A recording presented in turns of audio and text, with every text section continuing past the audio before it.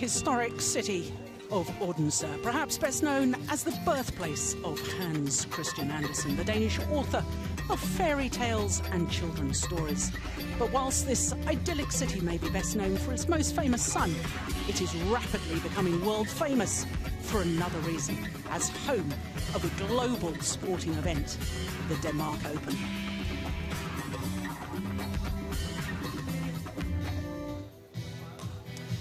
Yes, hello and a very warm welcome to this beautiful city of Odense for second round action at the Yonex Denmark Open. Event number 9 on the 12 tournament OSIM BWF World Superseries. Not only event number 9, but also the 4th of the 5 annual Premier events.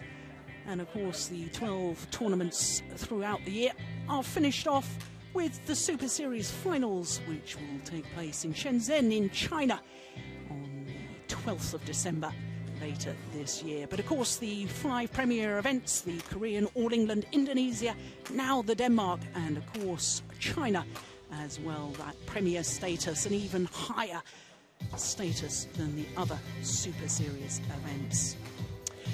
Well, it is second round action today, as I say, and as you can see, the players on court for the first of our 5 matches this afternoon, and it is women's singles, as you can see.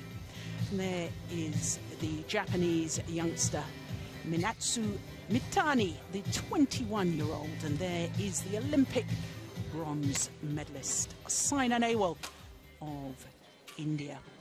Well, of course, 4 of our 5 matches this afternoon do in fact feature Olympic medalists, and of course this is the first of the premier Super Series events since those London Olympic Games. Of course we've had 2 Super Series events since the Olympics, that was the China Masters and also the Japan Open. Well, I'm Jill Clark, and I'm delighted to say that sitting alongside me once again is Jim Laugerson, former world #1 in the men's doubles. And Jim, it's been a long old time since we worked together, but delighted to have you back again. And of course, women's singles now is very competitive indeed. It's very competitive. There's a lot of good players out there, and there's no easy rounds anymore. It's from the start of the tournament. And it's very exciting times because there are 2 players on court today that will be challenging world badminton and the dominance that we've had for so many years with Chinese players in this particular discipline of women's singles. Well, there is Saina Nehwal. She is the number 3 seed. She's 22 years of age, current world ranking of 4. And our match officials for this match, Ian Ross from England and Alan Gru-Serbu from Denmark is the service judge. So of course the reason that Saina Nehwal is the number 3 seed, although ranked number 4, is because Wang Xin, the player who she played in the bronze medal playoff match, is injured. Saina Nehwal, India.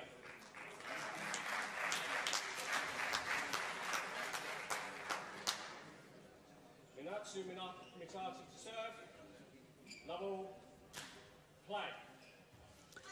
So this second round encounter in the women's singles. Saina Nehwal, number 3 seed, nearest to us, up against Minatsu Mitani of Japan.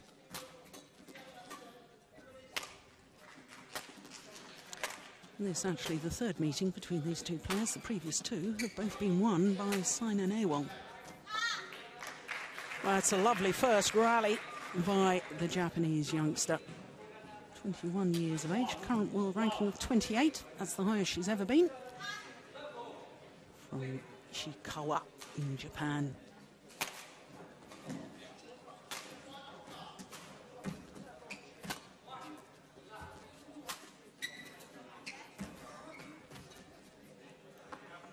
Ooh, it had a little look, decided not to go over. But Jim, it's interesting, these 2 players here. We've got Saina Nehwal, who of course a huge superstar in India, having won India's only 2nd female athlete to have won an Olympic medal, promptly followed by a 3rd, of course, Mary Kom, the female boxer, also won a bronze medal at the London Olympics. This is her first tournament since her Olympic bronze medal, whereas her opponent has been busy in the other Super Series events. Do you think that's of significance for this encounter? It is. There's a few things in it that I also know from the Danish Olympians that of course after the Olympics there's a big, you got to get used to getting back to normal badminton. You can say the Olympics is so big that nothing else really compares to it. So she's probably had to, adjust to find new targets. And have a break because the training up to the Olympics is so hard. So she probably had a break, so she's probably not so as ready as she was at the Olympics. Where the other one has probably prepared more for these tournaments there is now. I must say it does look like Saina has a little bit problems with her knees. One of the knees there is very, let's say, heavily strapped to her right knee, indeed. Which is something that's also, with a hard training period up to the Olympics, of course, injuries are a part of it. Yeah, finds the line that time. She wasn't happy with the previous call. And that time, clearly in. Ooh, plumb on the line. Great shot.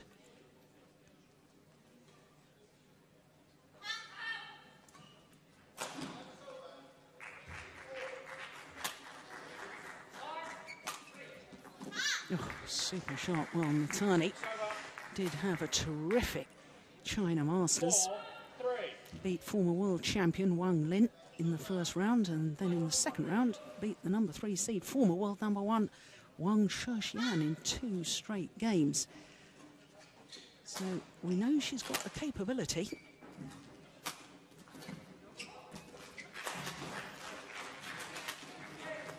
Oh, that's nice. It's a good shot. Service over. 4-all. She's one of those players, Jim, I think has been coming in under the radar, if you know what I mean, because there's been so much talk in world badminton about Saina Nehwal, about Tai-Su Ying from Taipei, who of course won the Japan Open Super Series, and Intanon Ratchanuk and Buntip Bodranaprasatsuk of Thailand. And to me, Mitani is just as talented, but she hasn't created so much attention in the world media, but she's a very, very skilled player. She's a very skilled player. Of course, it is also, when there is so many players, somebody is going to be left out. Yeah. And she probably needs the big one, the big result to get on the radar. But definitely she's a very skillful player, and she moves really well, as you can see as well. It looks like her plan is to kind of like, get Saina to move as well. As we saw before, where she was unlucky hitting the tape, and here again she really tries to go and play the net close, and then so she can move Saina around the court. Also because Saina's offensive weapons are so good that if she gets the timing right, she's too difficult for her to play. You can see here she puts pressure on her, and then Saina is having trouble and makes mistakes. It does look like, especially in the forehand, deep forehand, that knee looks a little bit troubled.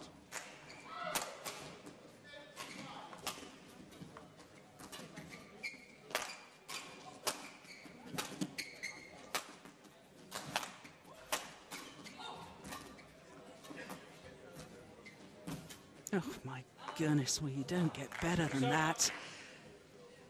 The net shot there from Saina Nehwal, absolutely inch perfect. Look at that. Perfect. But you can see that Saina has the time there. She gets the time to do her shots, and that's something Mitani has to try and get her out of, because then she's too good.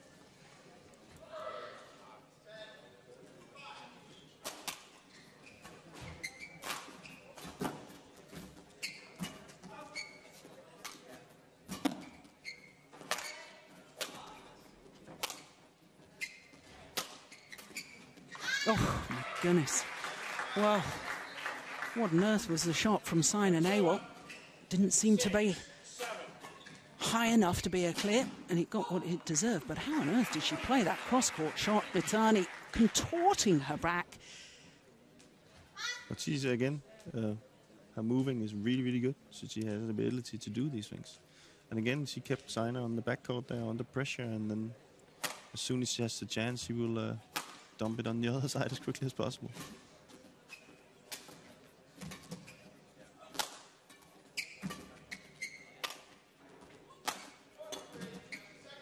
Just wide.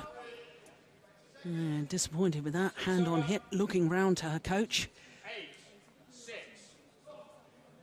Coach Kaneko Yonekyura himself was a very, very fine player. Winner of the gold medal at the 1998 Asian Games. Big surprise that was. Not to her, I suspect, but to the watching world. Beat Ye Zhao Ying on the way to that gold medal.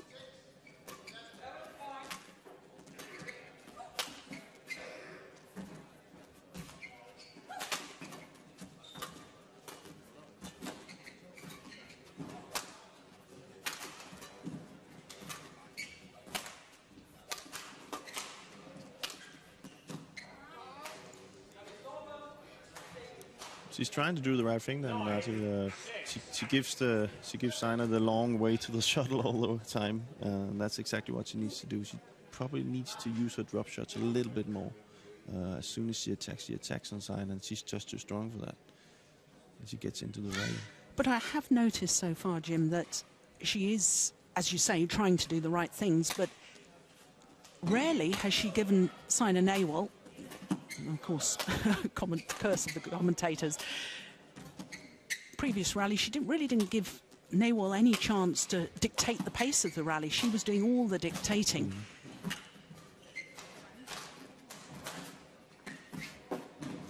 This is a good rally. Very good rally.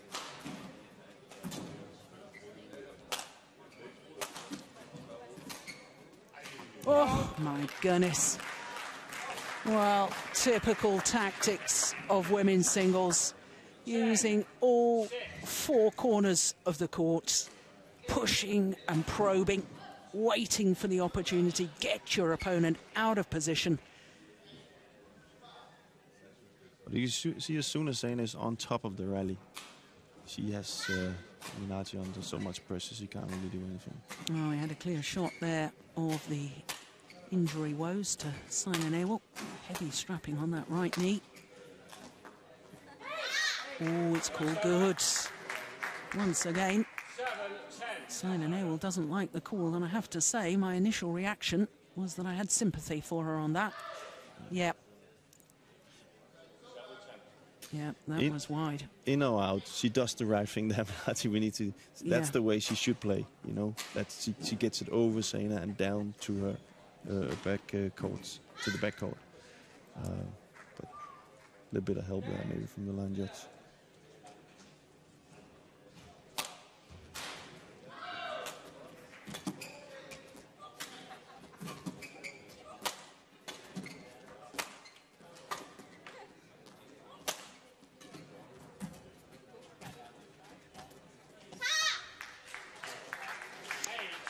Well, the courage to play a net shot off your opponent's net shot, paying dividends on that occasion. And I suspect, Jim, that the net play in women's singles is becoming more and more important, almost as important as net play in men's singles, which is absolutely crucial. It is very crucial, and it is also because the females are getting stronger, they're getting quicker.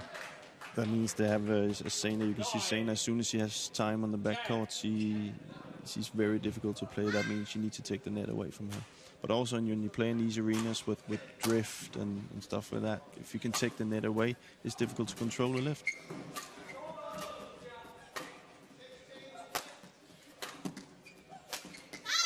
Oh, this is a good fight back. 4 straight points. See, what's happening now is Saina is actually opening up too early now because she's under pressure from Minatsu. She's using a little bit more pace on the clears, getting her under pressure on the backcourt, and that means she's forced to take chances. And right now, I don't know if she's fatigued or anything. It's early, I know, but if that is that knee. But it looks a little bit like she's trying too early.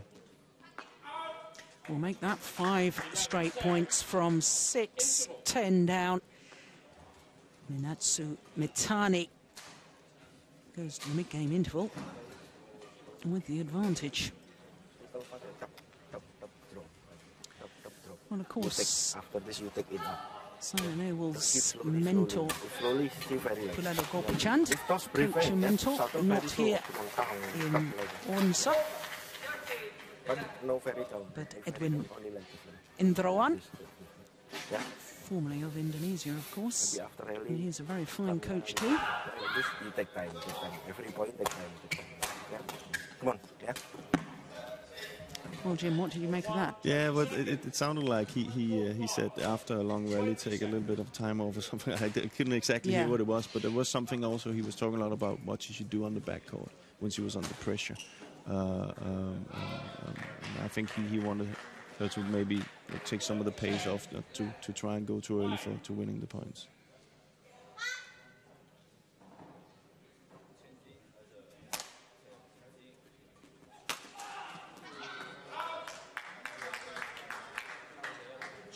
No, this is an extraordinary run of points, isn't it? 6 straight points now. And it was after that long rally. That one really good long rally.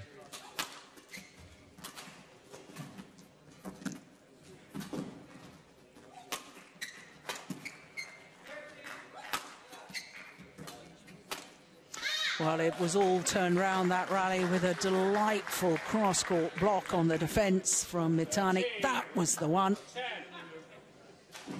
For me, it really looks like Minatsu has seen that there is some trouble moving on the other side because she hit a clear really up into the arena here and kept Saina on the back.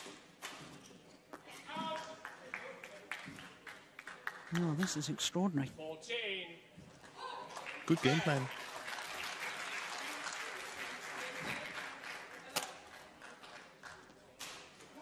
And the run of points, 8 straight points to be precise, only coming to an end with an error on serve.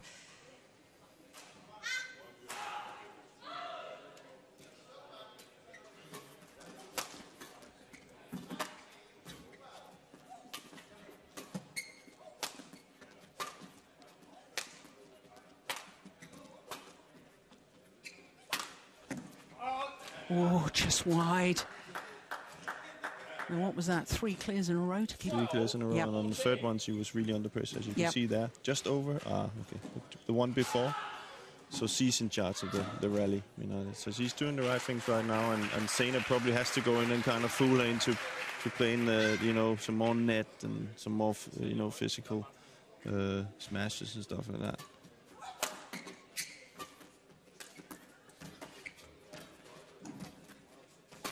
Oh, good net exchange.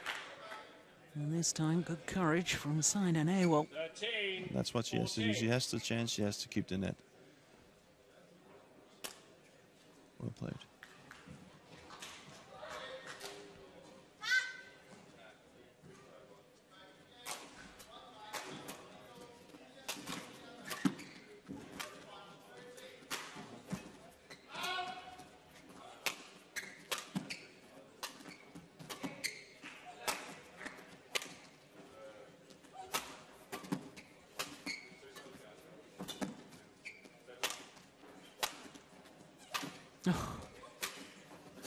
Oh my goodness, how did she get that back? Wow, what an extraordinary rally. Fabulous retrieving. And got up again so quickly. Very quick, very quick. Again, the footwork doing its thing. Well, the number 3 seed, Saina Nehwal, now back level. Crisis averted.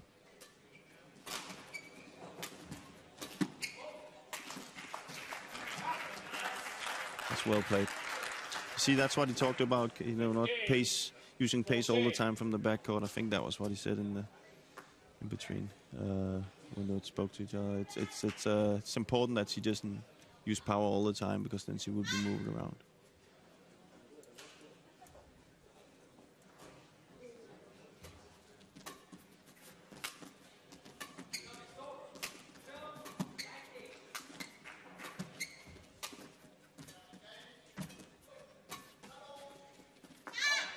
That's just long. Good judgment from Nehwal. 16-14. See here again, she just keeps the attack now, Saina. She had a few clears out on the backcourt, so she just puts it down, dumps it down on the other side, and fools Minatsu to play the net, and then she goes for it when she's up there. And then she's been doing a lot of mistakes now, Minatsu, on that.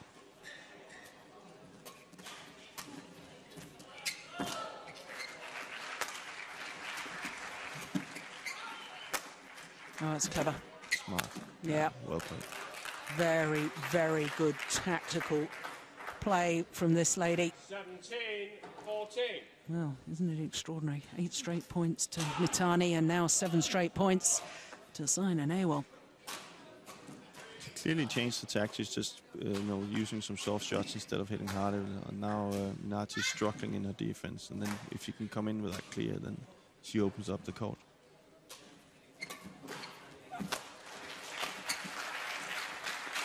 Just long.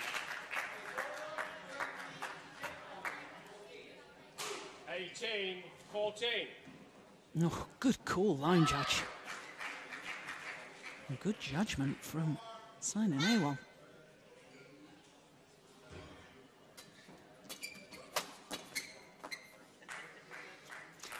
Well, it is an extraordinary game, isn't it, as far as run of points is concerned. But she's doing, that's really smart, Saina. Now she used a tactic against what Minatsu just played it around. She just, as I said, used soft shots from the backcourt. Now Minatsu starts to go in and play Saina's game, playing flat with her and all that. And that's not the way to play Saina, because she's too strong for that.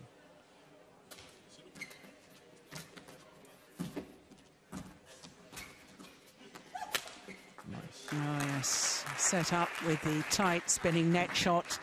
Force the short lift, as you suggested, did happen every time that tight spinning net shot goes over. So now, game points for the number 3 seed. 6 of them, to be precise.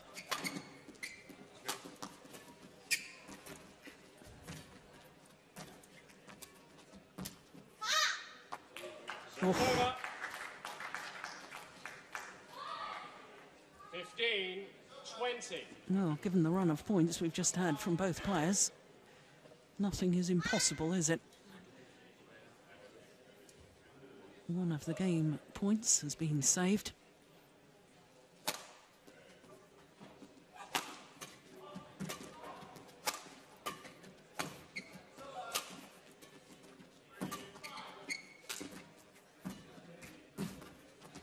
This time she converts. 21-15. Saina Nehwal, having been 10-14 down.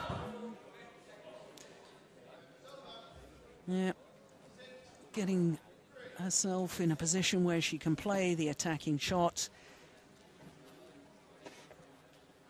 Don't worry, you first set give point because you only toss out, only mistake.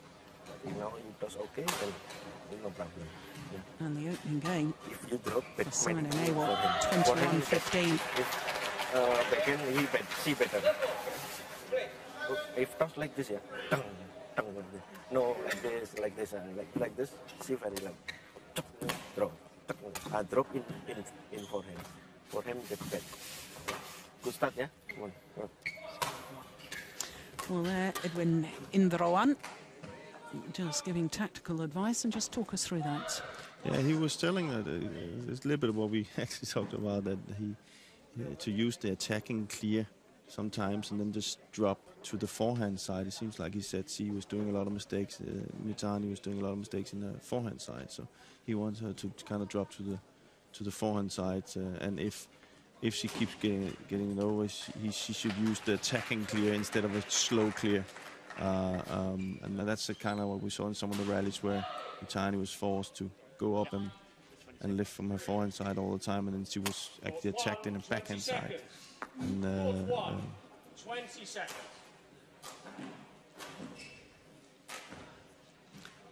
So umpire Ian Ross calls the players back to court. And I should think Saina Nehwal, the number 3 seed, will be mighty relieved to have got that first game under her belt, 21-15, having been 10-14 down.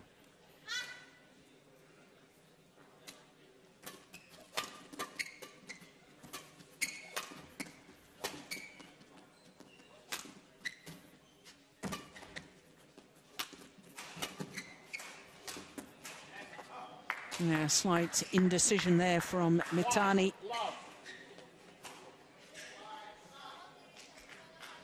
Didn't seem to really commit to that shot.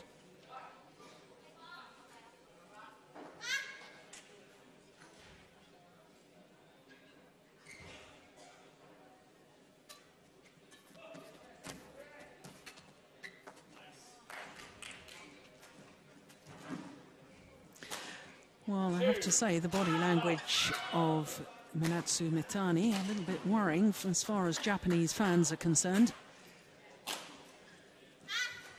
Looking very disappointed after that rally.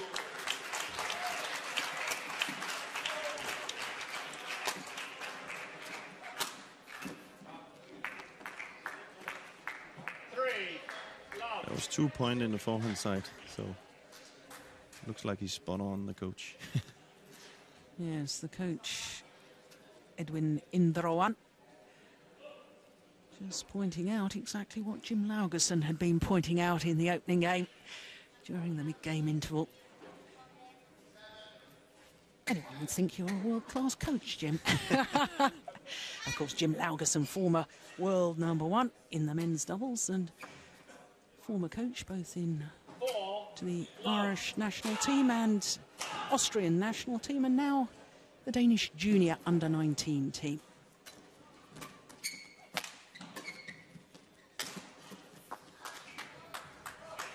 Service over. 1-4. Seems like Mitani doesn't have a plan B. Like, he started off with plan A and that worked, but as soon as Saina changed that, she hasn't really changed her game or adapted to it. Well, just reinforce what you were saying a little earlier about what she should be trying to do.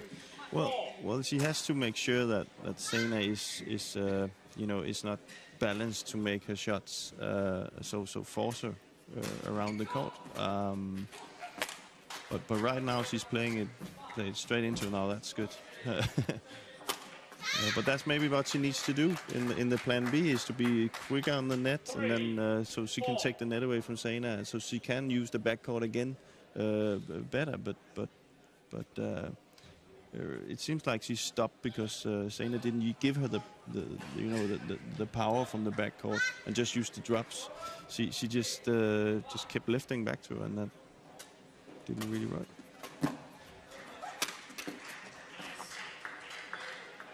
No, it was a good return of serve. Deceptive and deep into the backhand corner of Mitani.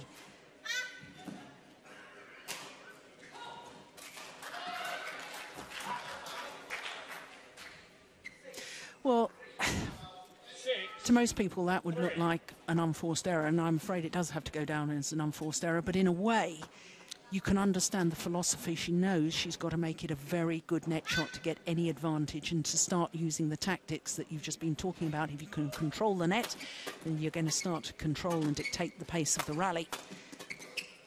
And then when you try and play the perfect net shot, of course, by definition, at times you will make errors. You will, and that's the big part of the badminton. If you know, if the other one takes away your normal game, you will be forced to do shots that you're not used to and play them sharper than you're used to. And of course, mistakes will come, but you have to do it. You know, you can't just stand in there and lose. You have to try and do what you have to do to win. And you can see in the beginning everything was working fine. Now she's doing these mistakes. This one she knows it has to be close to the line, it has to be close to the net, and then mistakes comes. It's not like she does it on purpose. No, she's forced to do it. Yep. And that's what Saina has changed. Oh, beautiful block. Apologises for the fact that it was deflected by hitting the top of the tape. But exactly a shot like that, you can see, you know, next time she knows, okay, I need to get that closer to the line because or else Saina is gonna, you know. Yep.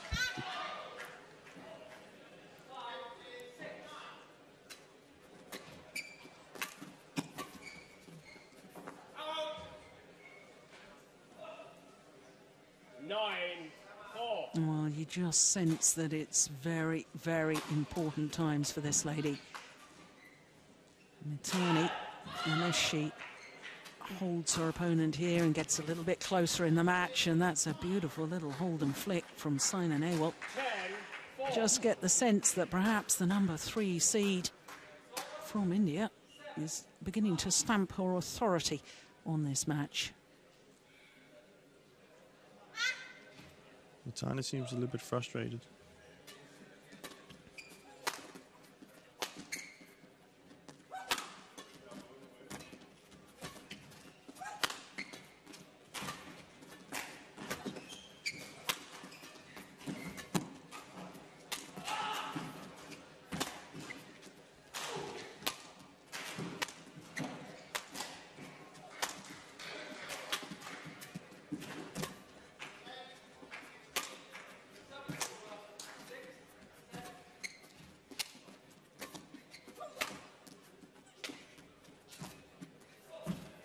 What a rally.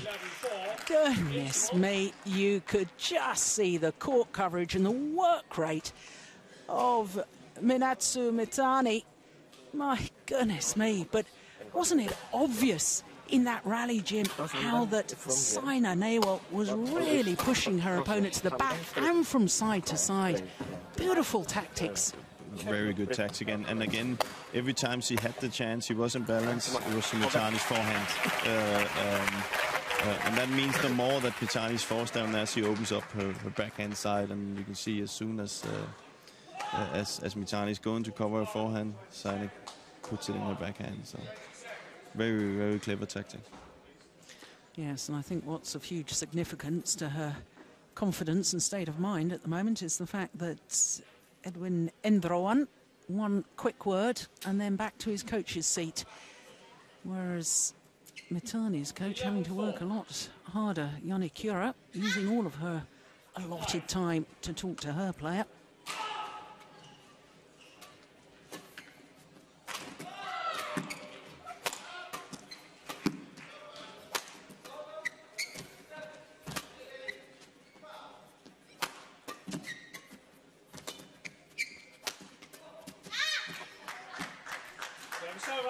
More attacking Mitani there.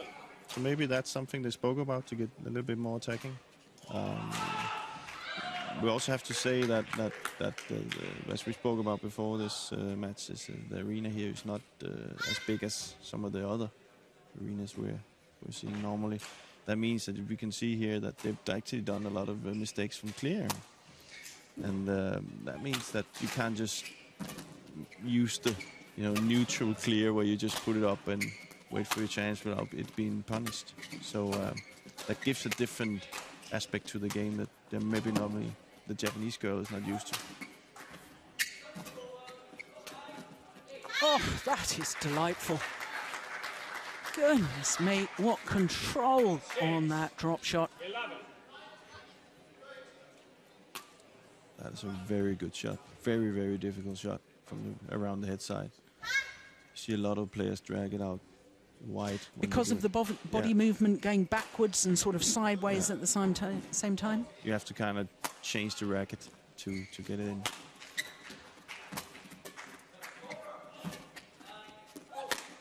Missed it. Just wide. Yeah, a little look of anguish from Saina Nehwal. The tempo has actually got up quite a bit right now.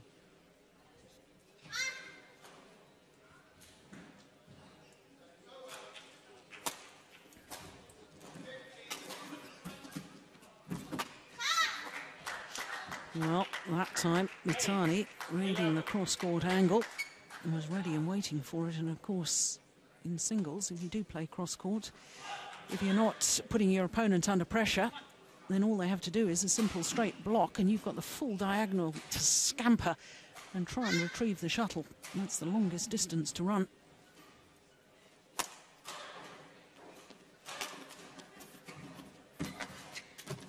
Oh, nice. Wow, I wonder what on earth Yonex said to her player in that interval. I also wonder what the other coach is thinking, because now Saina has placed it in Mitani's backhand side 3 times and lost all 3 points. So I'm pretty sure he will tell her to get back to that forehand side.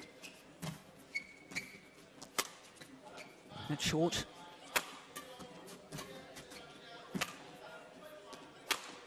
Yeah, well worked rally. She's paced it up. She's playing more aggressive and taking the chances on the attack. Yeah, good courage too, isn't it? Well, that's her fastest of the day, 2:05. 6 straight points.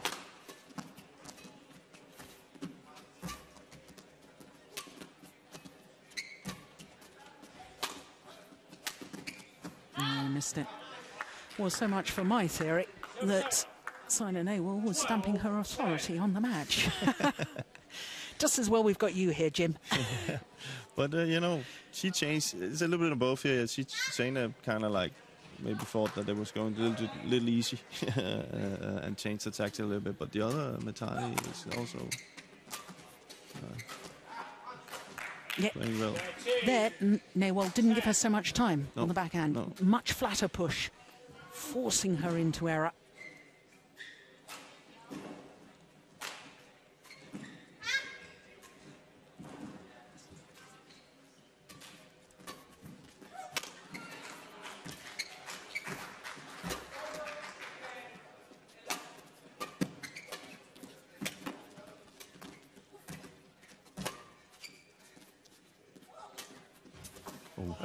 That's incredible, isn't it? Not only precision placement, but the disguise with the overhead.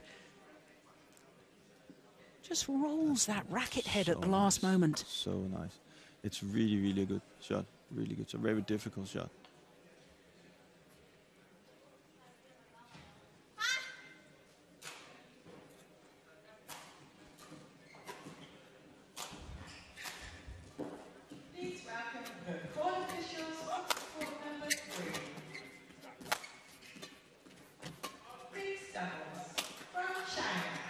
Just long.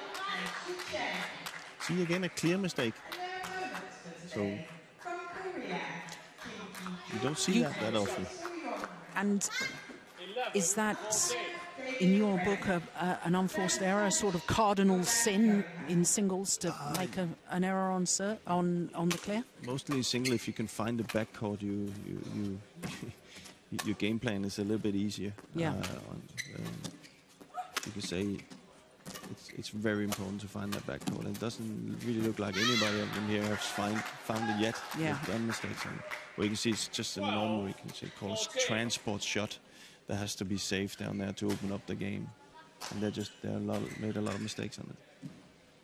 I do like the way Mitani played that rally, though. Really taking the initiative, taking the shuttle early, playing it from side to side.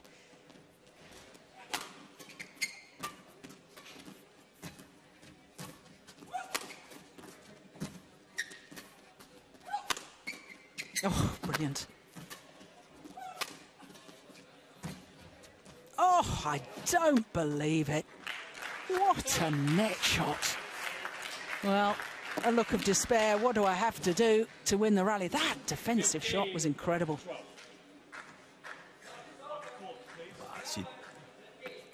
She doesn't really do anything wrong there. That's just a very, very good shot. Actually, she played the rally really well. It's not even, you know, she's not even doing it close to the net. She's doing it a little bit away from the net. That's a very, very difficult shot.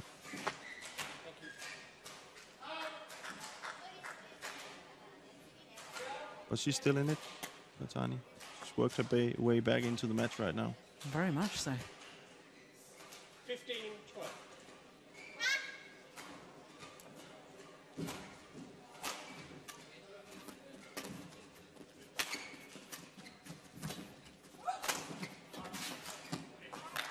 Yeah. What was that one down the forehand, then a very accurate one down the Mitani backhand. But as you can see there, it's maybe a little bit difficult to see from there, but the lift is too short. And then, again, going back to talking about finding the backcourt, if she had a good lift down to the line, she wouldn't be able to do these smashes. And you saw the rally before, she had 3 of them. So it's so important to find that backcourt. Again, a little bit lucky there, too short. 13-16.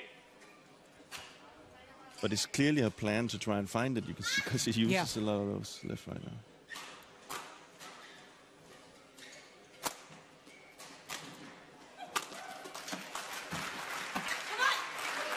Oh.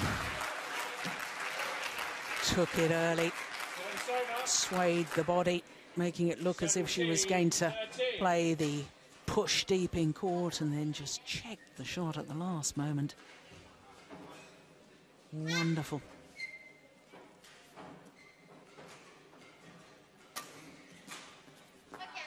Just long. Service over. 14-17.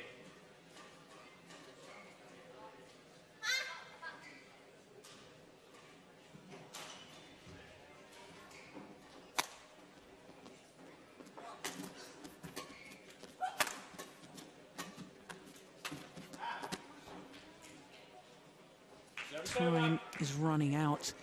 The 21-year-old from Japan. Again, that first lift is way too short. You know, the plan is right, but she's just not getting the right length.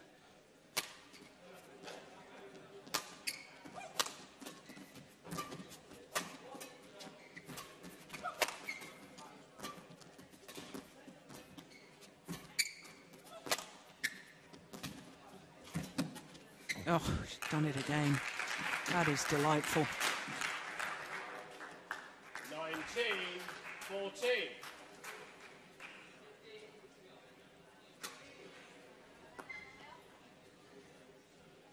She's very good from the front court. Yeah. Saina, very, very good. Has a lot of opportunities when she's up there. I think she's a very complete player. I think she's very good in all departments. There's 2 points needed. Now just the one to get through to her second quarter-final here at the Denmark Open. First time she did that was 3 years ago. And on the verge of victory here in this second round encounter.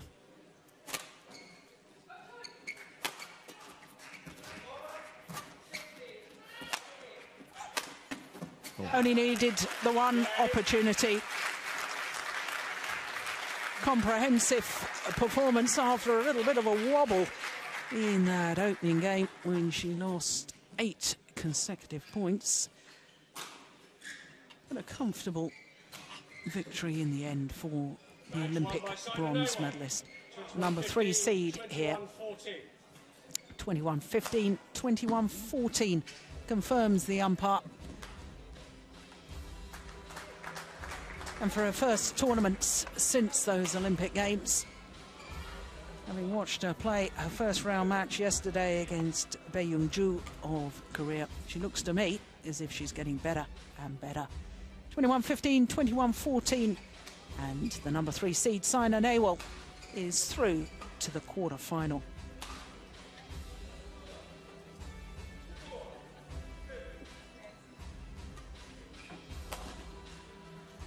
So that's the first of our 5 matches this afternoon here in Odense. Let me quickly tell you what we've got coming up. Next up will be men's doubles. As we watch the highlights from that women's singles, after men's doubles, we'll have women's doubles, then mixed doubles, and the defending champions from Denmark, Joachim, Fischer, Nielsen, and Christinna Pedersen, up against Mohamed Rijal and Debby Susanto of Indonesia. So home interest in the 4th of our matches. And the last of our 5 matches this afternoon will feature the world number 1, Lee Chong-wei, up against Boonsak PONSANA.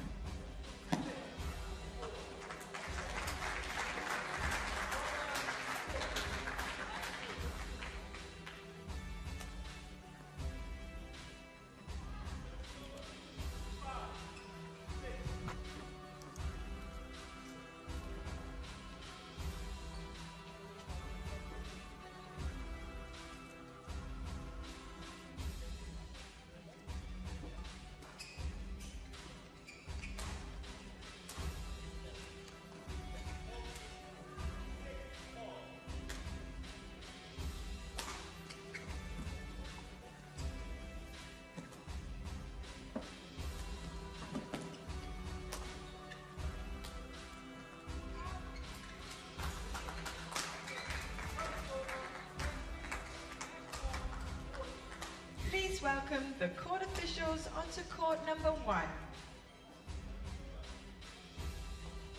Men's doubles from China, Zhang and Biao.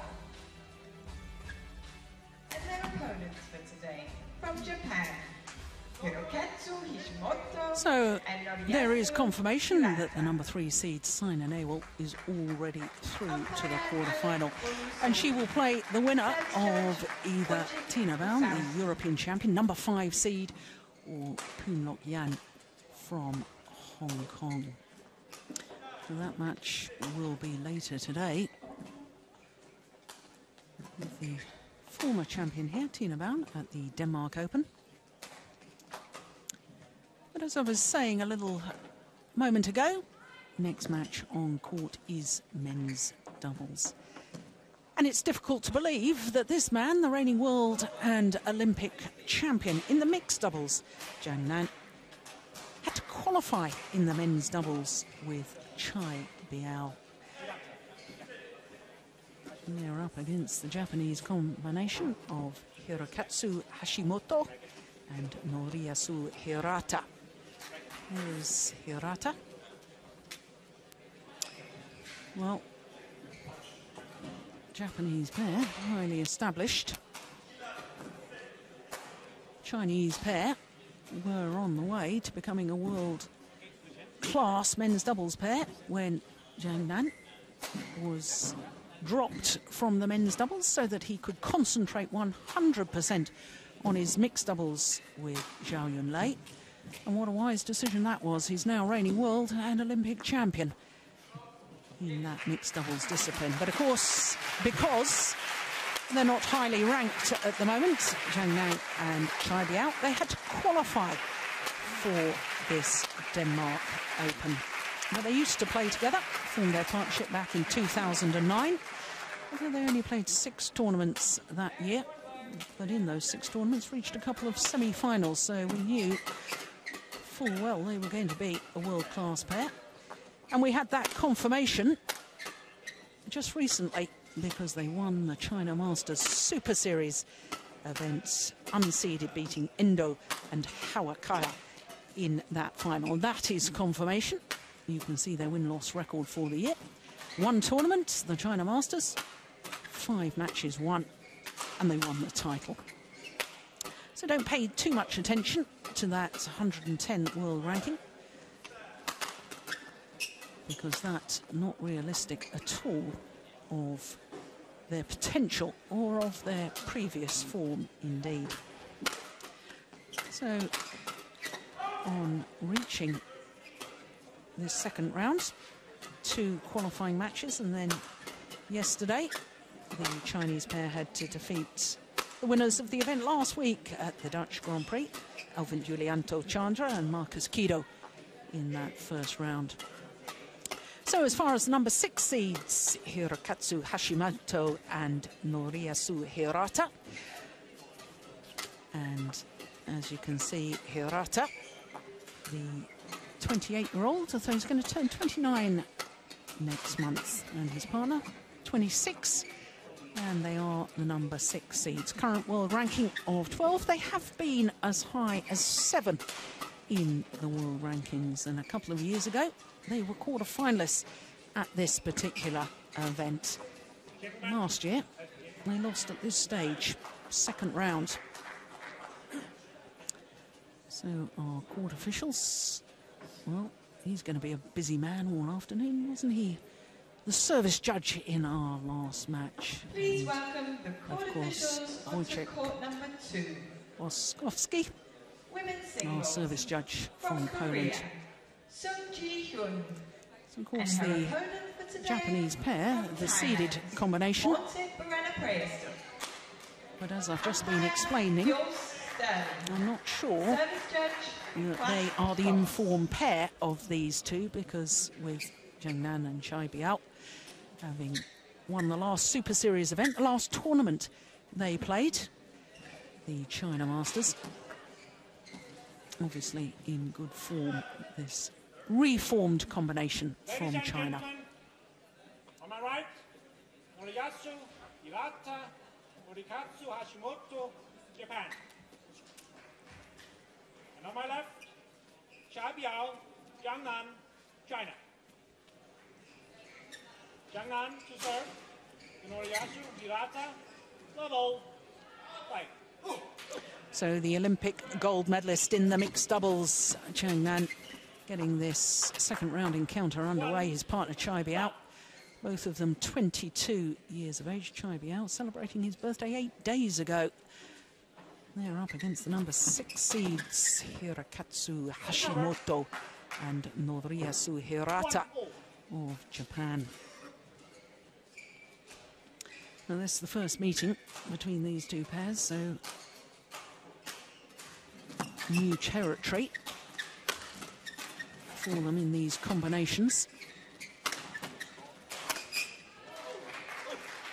But Jim, I was talking about the fact that Zhang used to be in this men's doubles partnership with Biao and then gave up the men's doubles to concentrate on his mixed doubles. It's got to be a highly justified scenario and reason for giving up men's doubles, despite his obvious quality as a men's doubles player, the fact that he is now a gold medal in both the World Championships and Olympic Games in mixed doubles. I think most players would would agree with that. Would agree with that. I think he, they did the right thing, and he's still so young that he can still, as you can see, go in and let's see what they want with this doubles. If they continue the progress they've done for the first tournament and here on in, they're probably going to be a pair that to be reckoned with for the next Olympics.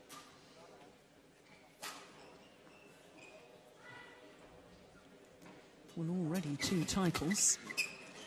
The Chinese pair, despite having to qualify here, won the German Grand Prix a couple of years ago, and as we've just been talking about, won the China Masters this year.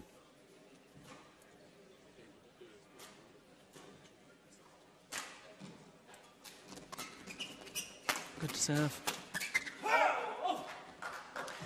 Now, of course, we've just been watching women's singles and we've talked about the tactics in singles of trying to outmaneuver your opponents, get them to the back, then try and bring them forward, make them twist and turn. Doubles tactics, totally different. You have to try and force the issue more. Well, as we already have seen here in the beginning, it's first of all, the first 3 shots, a service, a turn, and that third shot is gonna be so important. It is so important in today's doubles, men's doubles, because that's what's gonna, decide where that rally is gonna go. Second of all, as you probably saw in the ladies singles, it is a little bit difficult to control where the back court in. So the front court is vital in men's doubles. In all doubles, though, as well. I would say mostly more in men's doubles than probably in ladies doubles. But in men's doubles, it's they hit so hard. They're so good at covering the court after the smash and keeping the attack that you have to go up and challenge the front court. As you can see here, it's not that you don't have many chances in your defense. So you have to get up on that service return and place the shuttle down.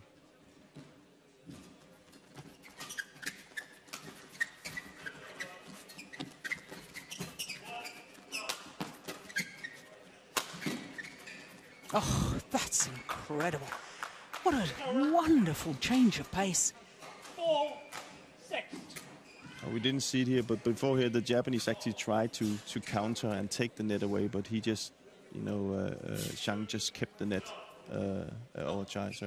kept the net, and then eventually they won the point.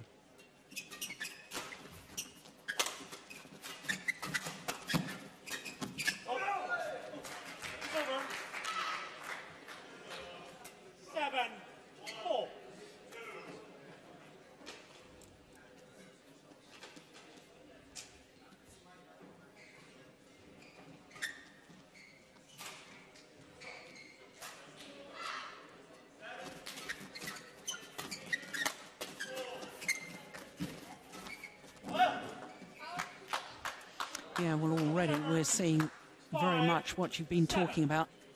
That control at the front of the court, absolutely vital.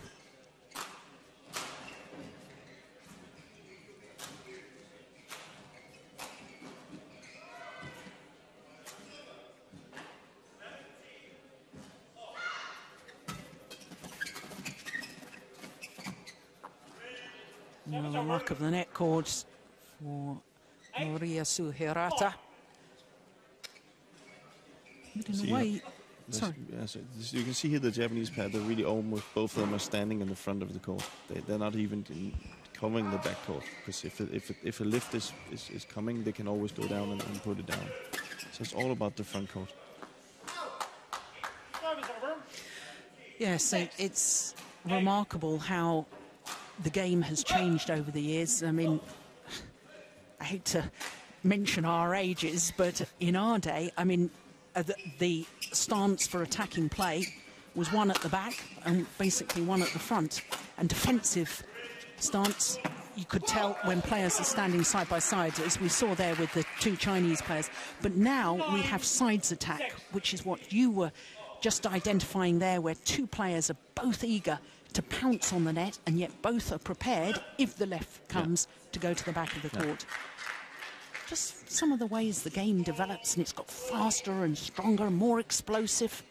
Just, you know, the quickness of, you know, I just, when I played and finished in 2006, you know, at the end of it, it was kind of getting to this stage how they play today. But when I go into play the new generation today, I still play a little bit. I'm still like, wow. Yeah. You know, they're very, very fast.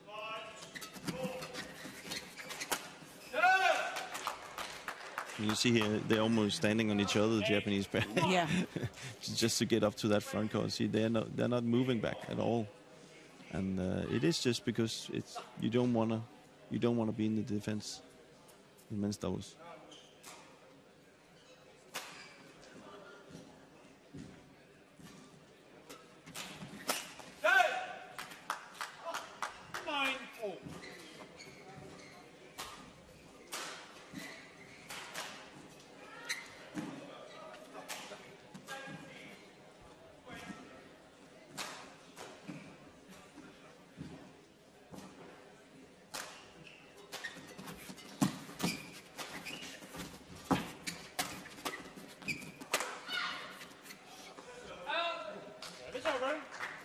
Now across the body of Biao, forcing the error. Again, a fight at the net. They're not afraid to play it back, even though there's still a guy standing up there and covering the net. It is a battle for the net and that front court.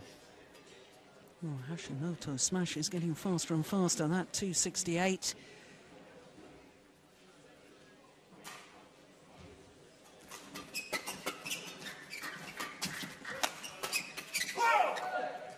And in fact, it is the Japanese pair, the number 6 seeds, who go to the mid-game interval with the advantage. 2-point advantage, to be precise.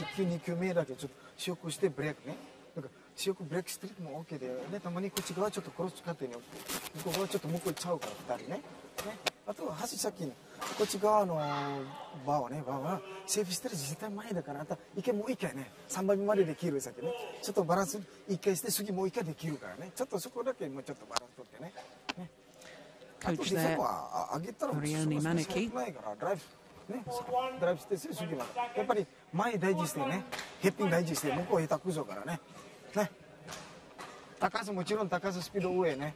What's your Japanese like?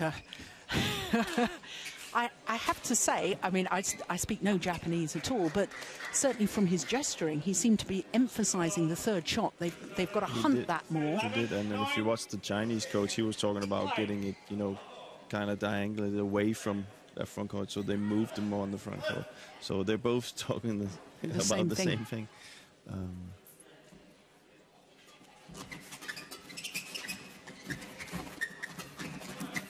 Oh, that's clever. That's exactly what they spoke about. You know, to try, because they've been playing this straight every time, and he gets that cross in. You see both the Japanese are standing on one side covering that. Yeah. So that's probably one.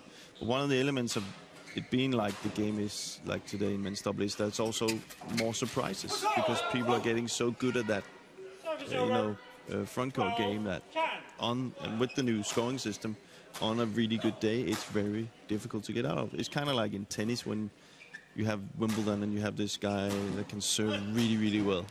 Yeah. And he can make a big surprise in the grass. You know, it's kind of like the same in men's doubles. So. People are getting so good at serving and returning in that third shot that you'll see surprises more than you will 30 years ago. No, it's a good rally once again. Once again, it's Zhang that's finishing it off from the front of the court. 30 years ago, you'll probably see top pairs. If they were in trouble in the front court, they will just lift it to the back and be stable in their defense. They can't do that anymore, so therefore you have way more surprises today.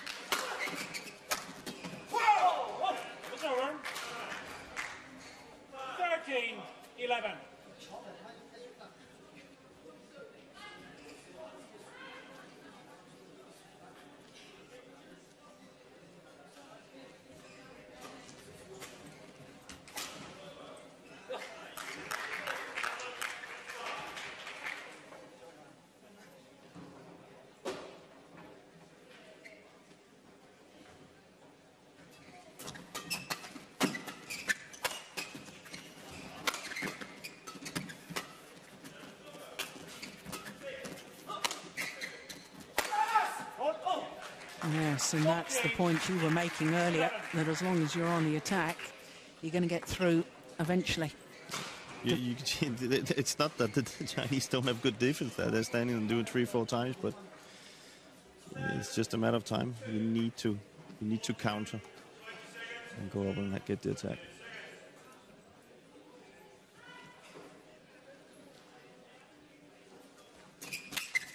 Oh, yeah. Well, there's what his coach was saying, hunt that third shot. And he really did there. That was fantastic reactions. The serve, rack it up, ready. Crikey, that was quick.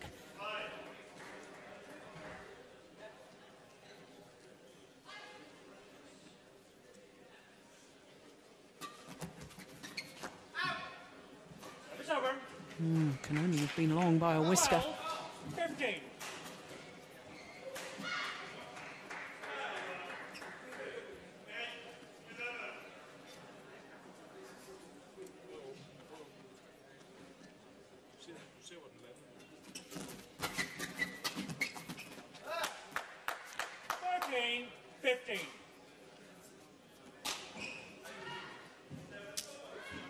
It all depends on the serve again.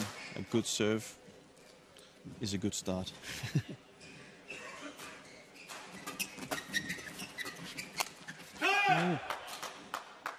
What you saw there was actually he was serving a little bit of a variation there. He'd been serving to the middle all the time. There he served to his backhand side and then kind of, assuming that he would push the shuttle. And then the Chinese were standing better. Yes, I always think that sometimes players are a little bit blinkered when you as a coach talk about variation on serve. They think it's either a flick or a low serve rather than thinking about the exact direction of a low serve and just varying that slightly. But this is a good fight back. Again, he serves into his backhand side and he can't really push it. And I think that's what he's changed right the last 4 rallies. So the Japanese can't get up and push the shuttle anymore. They have to play the net so he can go in and cover the net. Let's see what he chooses to do now. Yeah, backhand again. But they're right back in it. 16, 15. As you can see, there's no rallies right now. It's all about the first 3 shots, and that's it.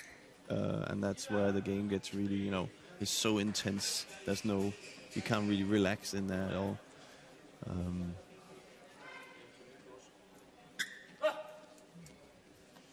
And perhaps a reason why men's doubles so often nowadays are the quickest matches of all 5 disciplines, because of that very fact, the intensity of the dominance at the front and therefore the short rallies. It is, and you can be for it and against it. I'm not really for it, I must be honest to say. I think there has, I would like to see it you know, being able maybe change some parts of the rules or something to get a little bit longer rallies, because as you can see now that we haven't had a rally for like 7 rallies, and it's just, it's not annoying, but it's just like you know, they can do so much, these players, that we would like to see in rallies. And when we do see it, there is matches where it is, you know, at the Olympics, for example, the semifinals. Yeah, it's fantastic to watch. Yeah. So let's get more of that. But you can see in a game like this, there's no rallies. Mm.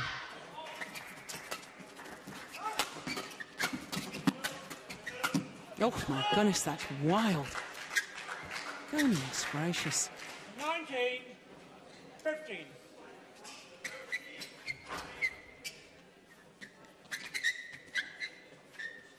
So intent on hitting hard, not bringing the shuttle down, and that landing well long of that back line. 2 points now from this opening game for the number 6 seeds from Japan. Now, just the 1 point required. 20, game point. On a run 50. Of 5 straight points. Thought that the Chinese pair were right back in it at 15 all. Now, quickly, it can change. Game points. Oh, my goodness, isn't that wonderful? That's a very difficult shot. 20.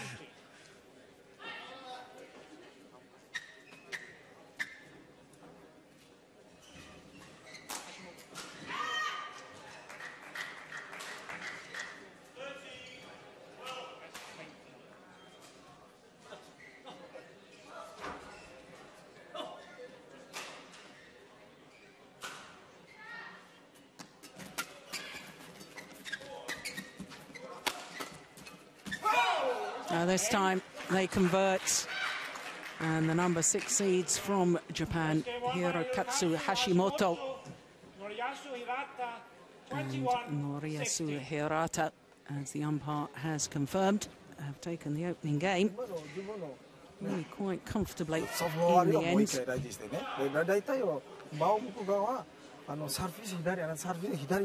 Good reactions on the defence from Hirata. This is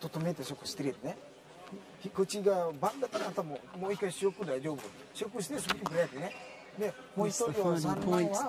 An attempted interception from Biao, finding the net. And the opening game in favour of the number 6 seeds.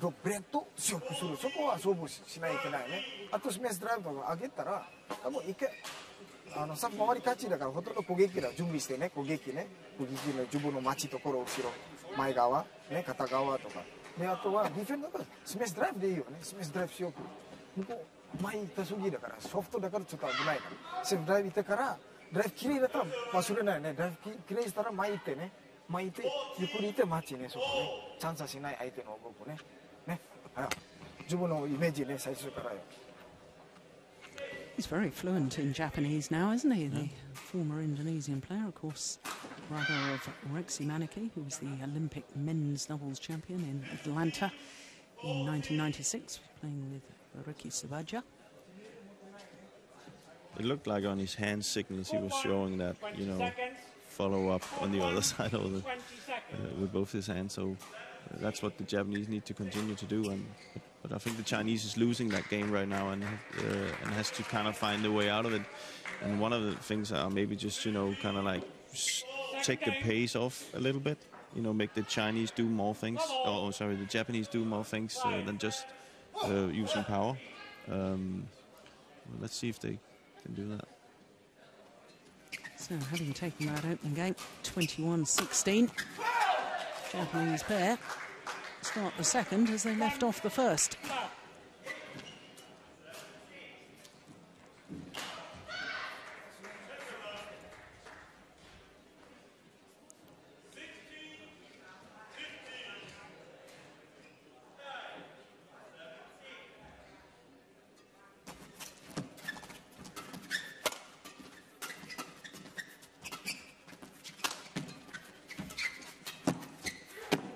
No, that's very sharp at the front of the court from Hirata.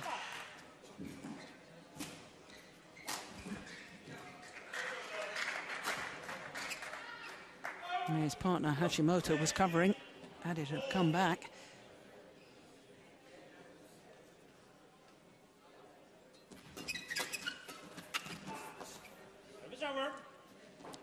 See, that's, you know, they didn't win the first 2 points, but you can see now the Chinese actually not hitting hard on the drives anymore. They're actually just dumping it down with no pace to try and get into the game now. And I think that's the right idea. So let's see if they continue that.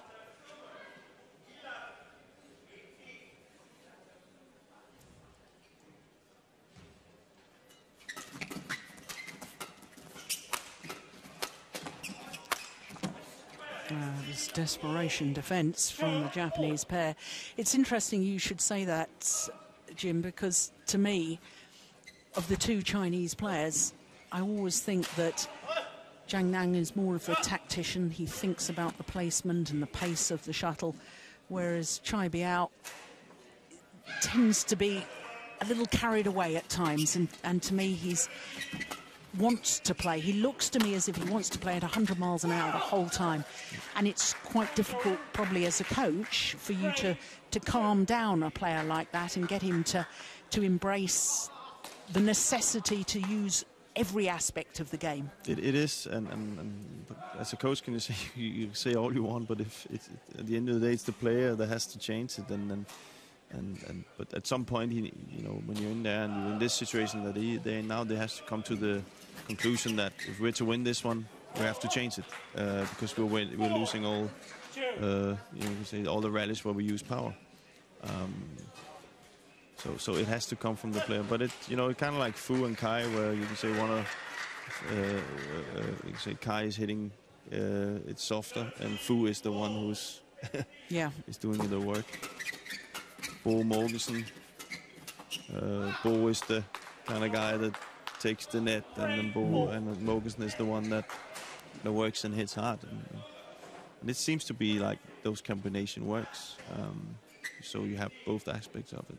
You see, they need to find that on the Chinese pair right now.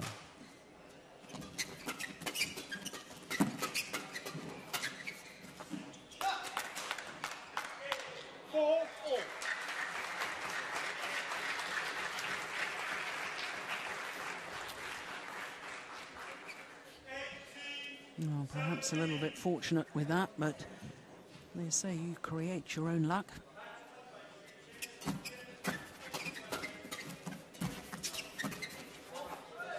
It's over. 5-4. Former world junior champion, this man, in mixed doubles. Beat his partner in the final of those world junior championships. And of course was back in 2008.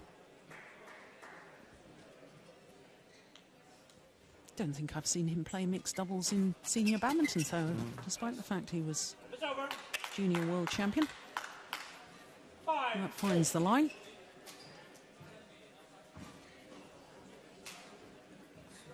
We often see what happens in juniors doesn't necessarily mean that's going to happen in senior. So.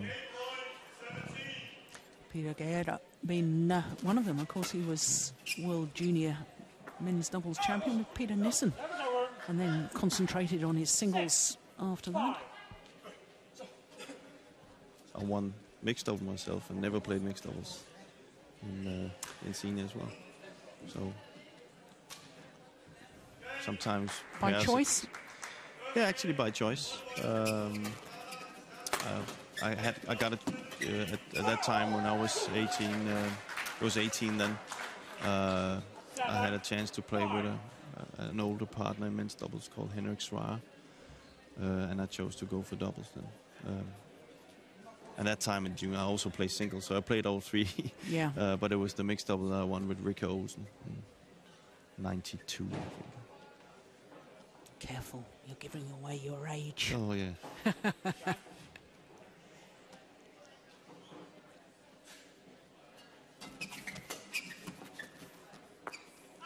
Oof. must have been mighty close. 6-7.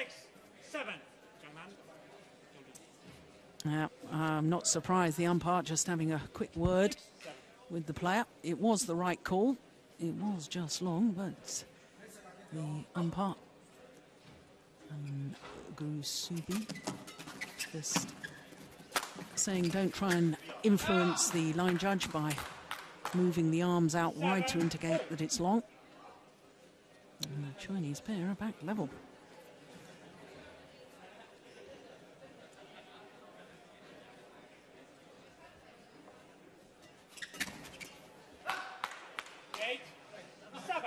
The Chinese pair is taking the pace out now, nice and comfortable, getting soft. So the Japanese are forcing it a little bit too much now and doing easy mistakes.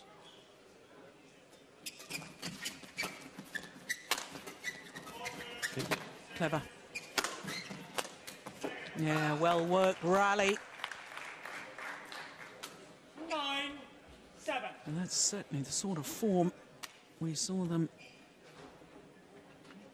during the China Masters in Changzhou.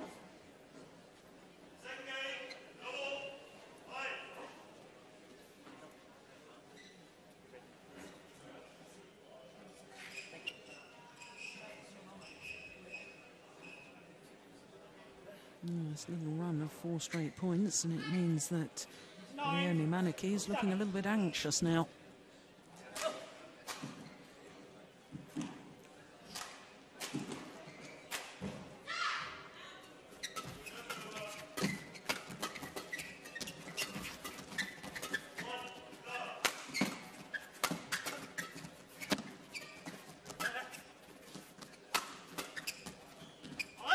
Oh, it's landed in. That's a misjudgment from Hirata. A very good rally. Yeah, could have played it.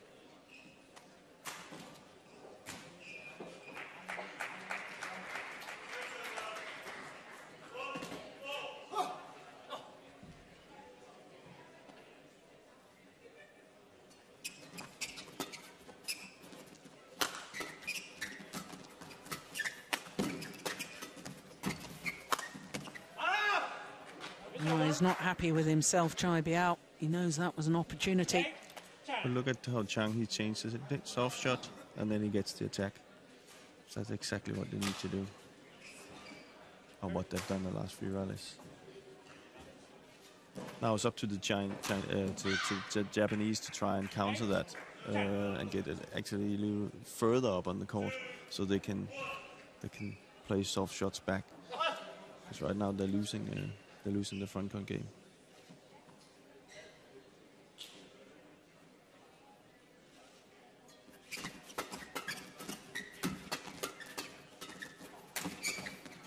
Oh, all reached. Oh, that's good vision from Hashimoto. Sometimes it's all too easy to get distracted by the dive from your opponent, but he was well aware of where the gap was and found it quite brilliantly. Wonderful placement. That was a nice block, wasn't it? Yeah. You see, they kind of used the Chinese medicine there. So, and then you can see, then we have the rallies that we really like. 9-10.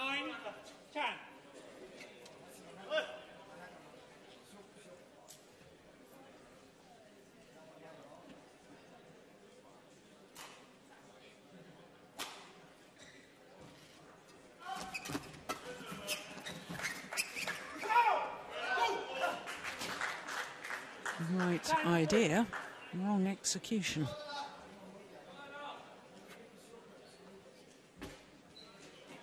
Almost as if he changed his mind, wasn't it? No room for hesitation in men's doubles. Oh, well. 11-10 interval. On a run of 4 straight points, Japanese pair have the advantage at the mid-game interval. As indeed they had the advantage in the opening game. 次チャンス来るからそこあなた仕事ね。橋本のここ立つ早いからもちろん立つ早いスピード出すね。そして球も来るから立つワンツースリーね。そのとこあと強くするとかね。でも一番大事はサービス今はね。自分のタイミングって大体でしょ。ヘッピンとかね。向こうプッシュとか強くね。ボディだったら結構ある。それしかないよね。次向こう側だからもう一回前に集中ね。11だからね。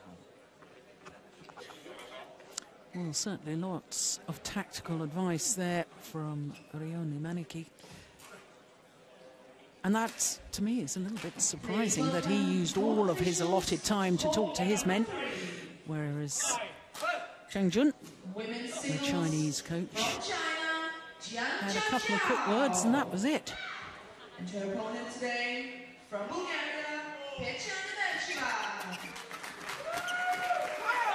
Very much a personal thing, though, with probably all your players, is to some like you to talk a lot in the intervals, perhaps some just want one or two clear pieces of advice and that's it.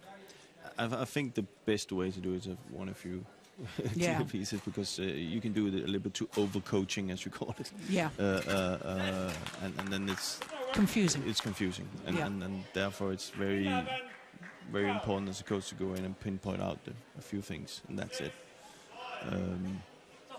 The players also know what to do. Most of the time, they just need a kind of like reinforcement things, and taking the things in from the training. You know, now we do this. Remember, you know, certain styles of play.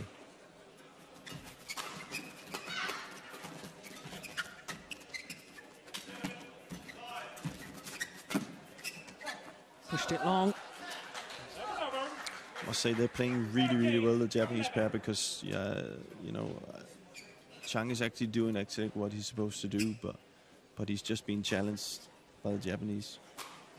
So they're in a good rhythm, the Japanese pair.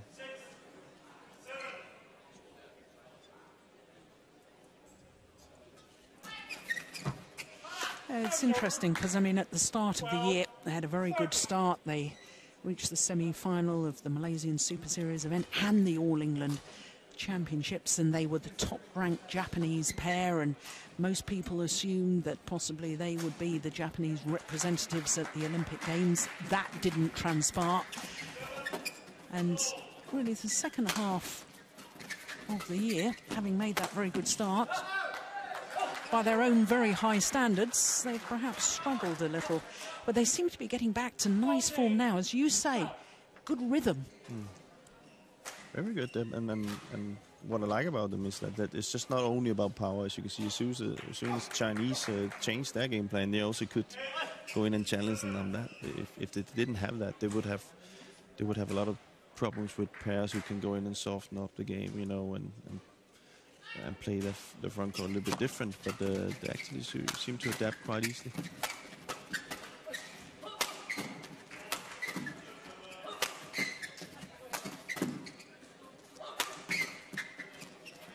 Oh, confusion. And Debby both hesitating, both thinking the other was going to play that one. In the end, Hashimoto tried to play it. It's the first rally we've really seen where they've been able to be, you know, control the defense, the Chinese pair. This again comes down to also what we talked about, the arena we're playing in here is not the typical arena that we normally play in, and that actually works for the smashing type of game, because it's very difficult to stand in defense in here. Because it's a smaller arena, that the timing on the smash can be a little bit better, and therefore the attacking play tends to be a little bit faster and more penetrative. It's better and faster, and everything is just that faster. Yeah. Good judgment. And again, I think it's been pretty obvious in the first two games here that a lot of shots are here going out on the back. So maybe the shuttles are a little bit fast too. And that just gives a different kind of game. We remember when I started to train in the National Center in Denmark, we also played in kind of small, you know, typical Danish badminton halls, and we had to change it to a bigger arena because it's a totally different game.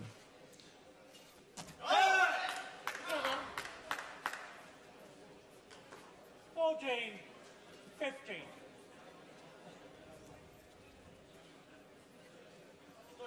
Well, it's all getting a little bit tight and a little bit tense now. Error on serve there from Hashimoto.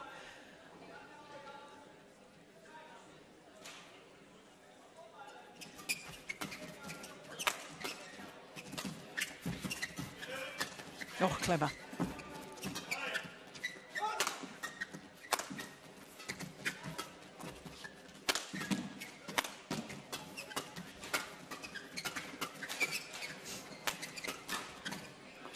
Oh, it's gone long. Wow, it all got very, very fast and furious. 16-40. Very exciting to watch, but probably you as a coach were probably in your own mind screaming out for somebody to play a little block there. Yeah. But I wasn't exactly a blocking type either myself. So. Well, I wasn't going to mention that. I probably had a few coaches who were screaming at me as well. So.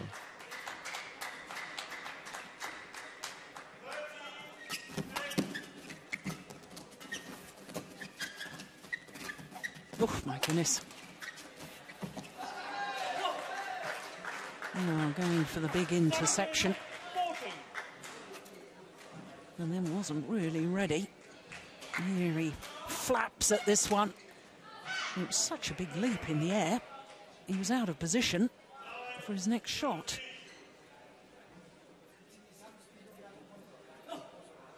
Perhaps a little over-ambitious.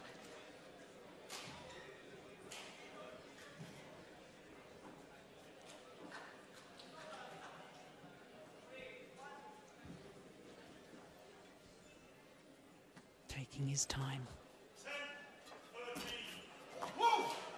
Well, So paid dividends, didn't it? 14.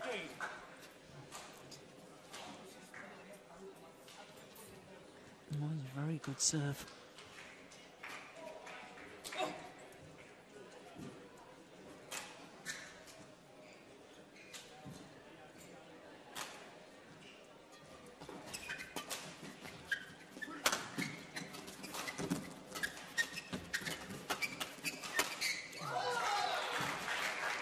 Yeah, they've got that wonderful rhythm back again, haven't they? The number 6 seeds from Japan. And just 3 points away from booking their place in the quarterfinal. look again here. They changed. They get the attack, and they've been very impressive in that, the Japanese.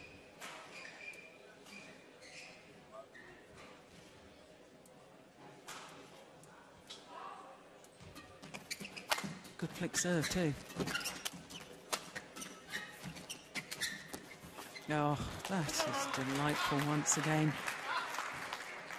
And we haven't really seen much of that in the last 18 months, have we? Because, of course, in mixed doubles, he tends to rely on his partner finishing it off from the front of the court, but he really has got such vision, such awareness, and such wonderful racket control at the front. Zhang.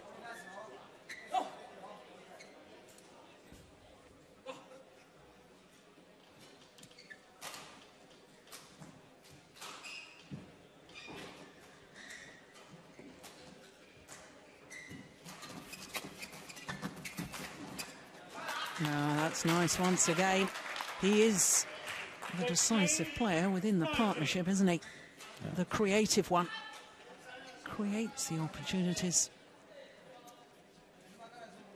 Oh, 16-18.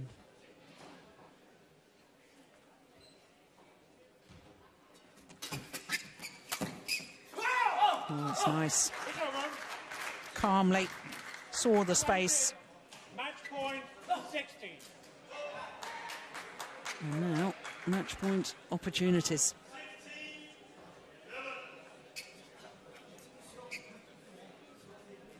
Four of them, to be precise.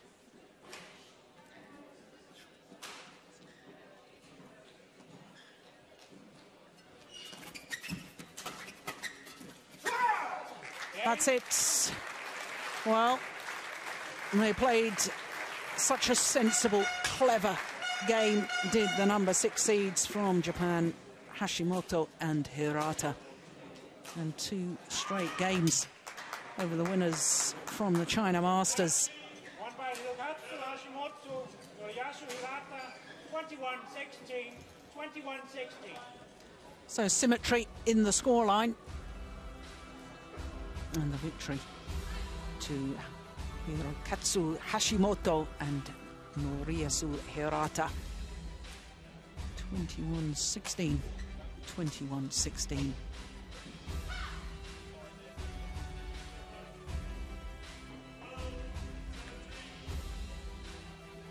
Well, perhaps having to qualify in those 2 extra matches for Zhang and Biao, perhaps taking its toll. But let's take absolutely nothing away from the Japanese pair. They were positive, they were creative.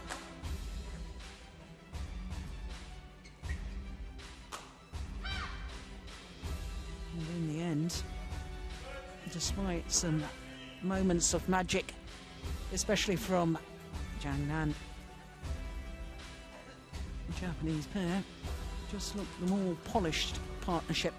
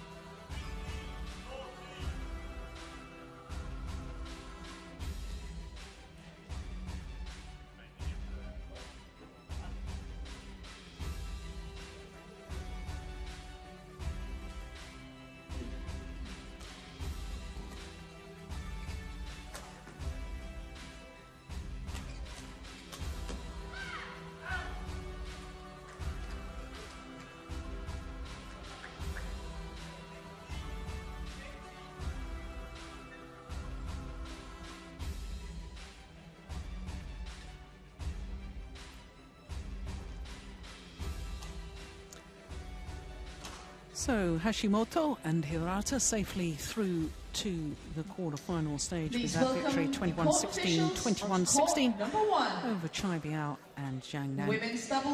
Women's doubles will be coming up next, and following that we'll have the mixed doubles and the defending champions, in fact the 3 times winners of this Denmark Open, Joachim, Fischer, Nielsen and Christinna Pedersen, up against Mohamed Rijal and Debby Susanto of Indonesia. And then the last of our 5 matches this afternoon will feature the world #1 Chong in the men's singles up against Boonsak PONSANA in a repeat of the Japan Open final. So to women's doubles first though, and we're looking first of all at the Thailand pair of Duanganong, Aroonkesern and Kunchala Voravichitchaikul. There they are. And their opponents are the number 7 seeds from Korea, Haiwan and Jang.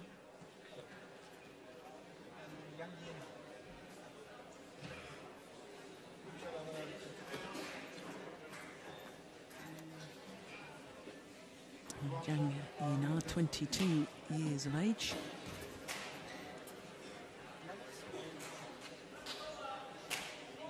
The Thailand pair, experienced players on the World Tour. They've been playing regularly together since 2003, so this is their 10th year together. There's Duanganong, Aroonkesern. She's 28 years of age. Her partner, still 27, although she'll turn 28 next month. And of course, Kunchala Voravichitchaikul is a fine mixed doubles player as well, playing with Songpong Anugreteawan. There she is. 6 titles in mixed doubles with Songpong. And in fact, as a women's doubles combination, 1 Super Series title to their names. They won the French Open 2 years ago. But the best they've done this year, the Thailand pair, was a semi-final in the Thailand Grand Prix. 2 quarterfinals in the last 2 tournaments, the China Masters and Japan Open. And as you can see, their win-loss record for the year in the negative. And world ranking just down a couple of places since last week. Down to 21 in the world ranking. They have been as high as 4. Spent 2 weeks, a total of 2 weeks, at number 4 in the world rankings. That was back in 2011, at the start of the year. So struggling to rekindle the sort of form that took them to that high world ranking of late. But as far as the Korean pair are concerned, the number 7 seeds, current world ranking of 13, highest they've ever been, and that's an indication that they're steadily going higher and higher in the world rankings. They are improving all the time. Hye-won is 21 years of age. Her partner is 22, the left-handed Zhang. And they've enjoyed success recently because they reached the final of the recent Indonesian Grand Prix Gold event. There you can see, confirming their seeding, and their win-loss record for the year much more impressive than their opponents because it's in the positive, having won 15 and lost 11 matches. 4 quarterfinals, as well as that beaten finalist in Indonesian Grand Prix. Of most note, I suppose, the All England Championships, because in those All England Championships, in the second round, they disposed of the number 5 seeds, Maeda and Suitsuna of Japan.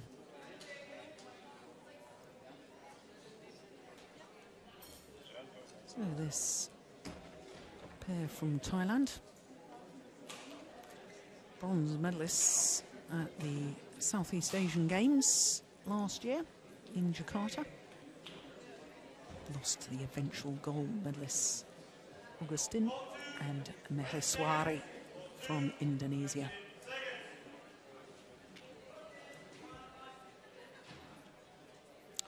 So both these pairs winning their first round encounters in 2 straight games, no real problems there.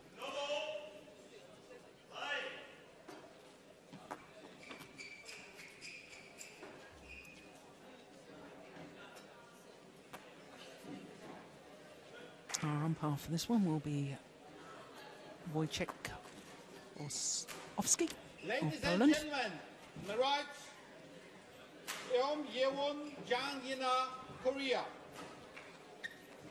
On my left, Duanganong, Aroonkesern, Kunchala, Voravichitchaikul, Thailand.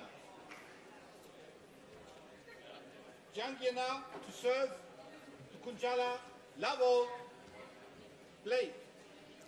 So the number 7 seeds from Korea, Hye-won and Jang getting this second round match underway. There, the far side of the court as we look down, the left and right-handed combination up against the vastly experienced pair from Thailand, Duanganong Aroonkesern and Kunchala Voravichitchaikul.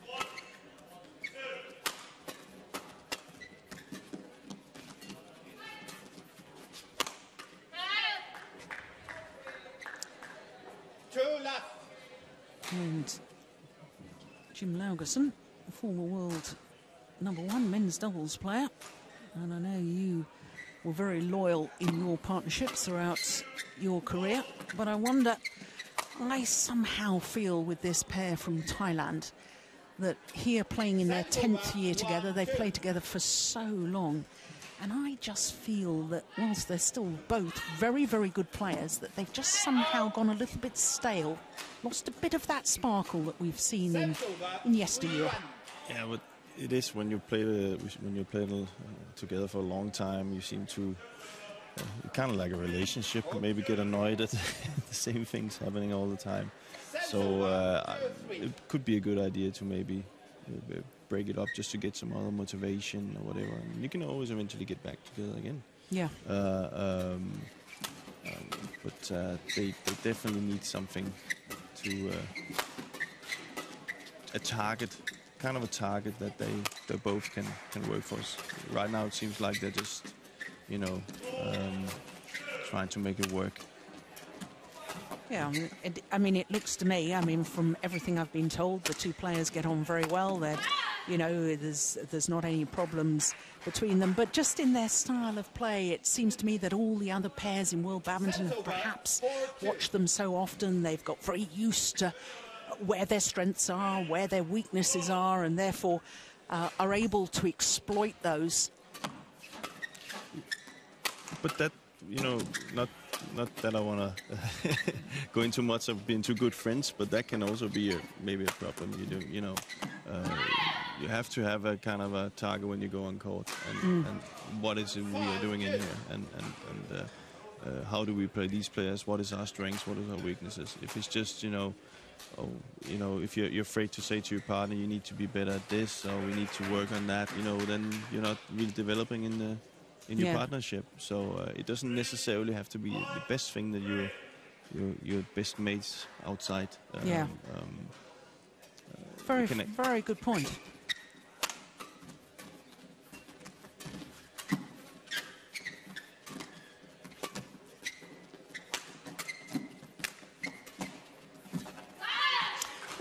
About this young Korean pair is that they're adventurous in their style. They're looking for nice angles. Look at that from the left-hander. That's absolutely delightful. It's good to see. And it's the vision to know that that's the right time to play that shot. The way they play, you can also say, again, we spoke about 2 first matches, how it probably is to play in here, like the backcourt hadn't really been found yet. It's been the attacking game that has won the matches, and that will be to the favor of the Korean pair, because they like to that style. You can already see in the beginning here, they've taken the attack, they've controlled the game.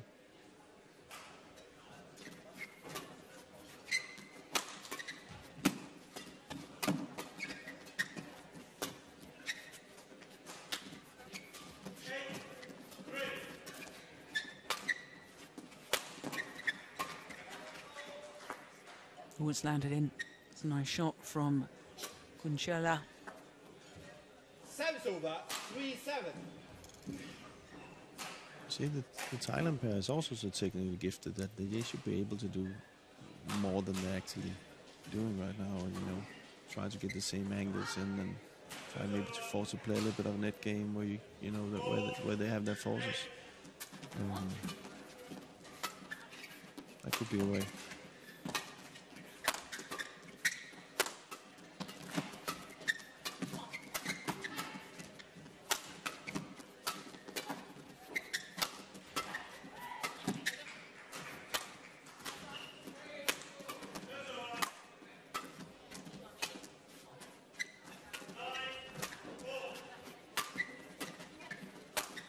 Good rally.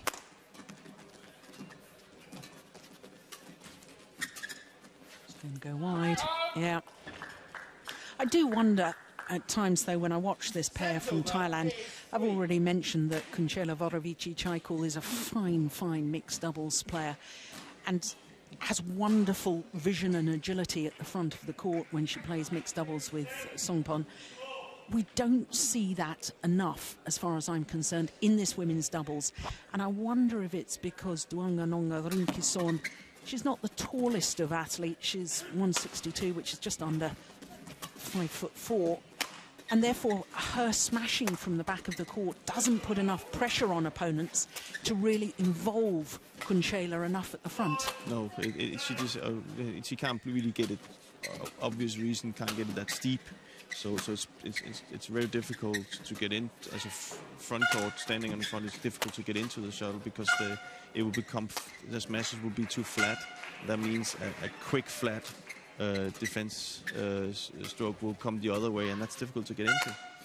If now the shuttle were coming upwards when you're standing at the net, it would be easier to get into the shuttle, and that could be a reason why she's probably pulling back a little bit more than she would do in a mixed double.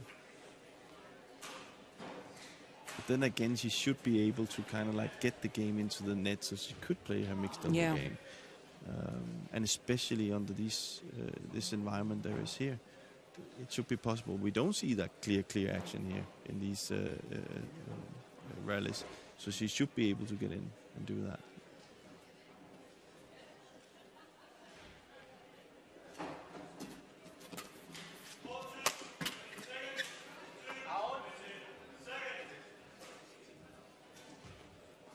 Service over 4-9.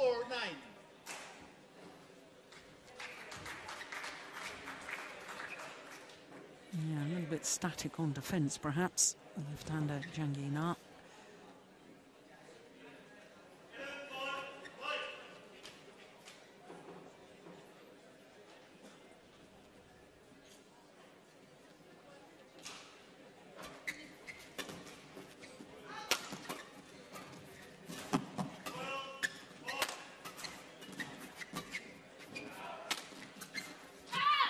Yeah, trying to create something. Kunchala Voravichitchaikul trying to turn the defensive shot by blocking it back to the net. Just not finding the range. But as you saw that rally, they had a good position there for the smash, and the Koreans are standing so far on the front court in the defense. So when she hits it from the back court, it's already past the net before she even can see the shuttle. So it's difficult to get in there on the front court.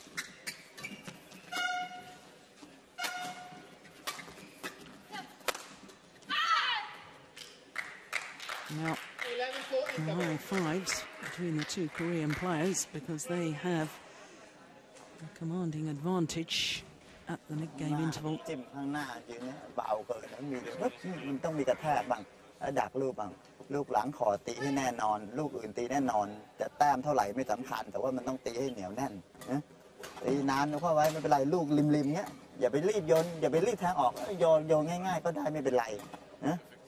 Game รับเนี่ยต้องรับข้างหน้าหน่อยเกมรับอันนี้มันรับอยู่ไงเกมรับข้างหน้าเพื่อให้เข้าเร็วนะแล้วอย่าเพิ่งรีบวิ่งพรวดพลาดไปเดี๋ยวเขายังตบมาวิ่งพรวดพลาดเข้าไปนะลูกสำคัญลูกหน้าแล้วคนหลังคนหน้าจิ้มคนหลังก็คอยสอดด้วยเพราะมันไม่ถึงหลังอยู่แล้วอ่ะก็ต้องทิ่มต่อได้ไหมอะไรได้ไหมไม่ใช่ว่าหยอดละต่างได้จังหวะก็ต้องต่อแต่สำคัญคือตีเหนียวแน่นให้ได้ด้วย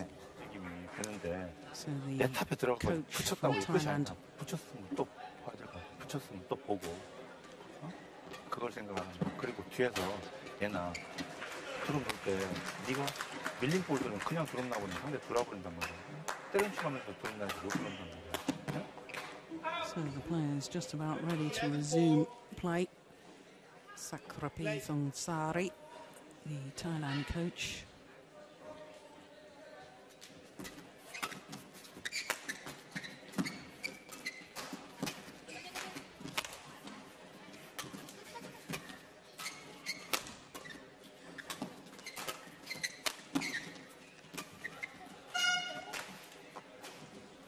Well, I wonder what he was saying to his players. Of course, Thongthari, former partner of the late Promoti Taro and Montana.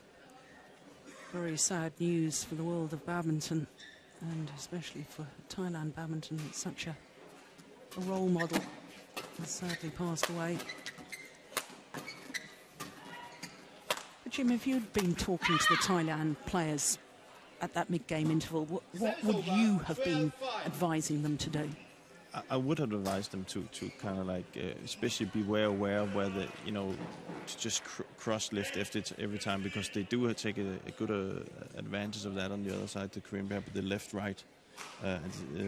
So try and kind of like force, especially the lefty there, to the backhand side, and then keep it there instead of going cross all the time, because as you can see, they're being forced if they do that.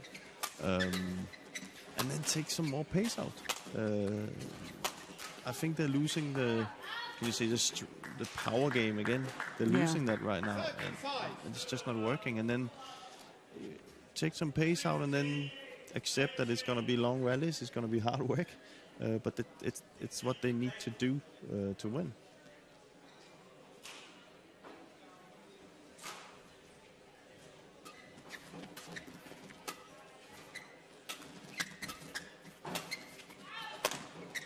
No, it's just wide. Service over, 6-13.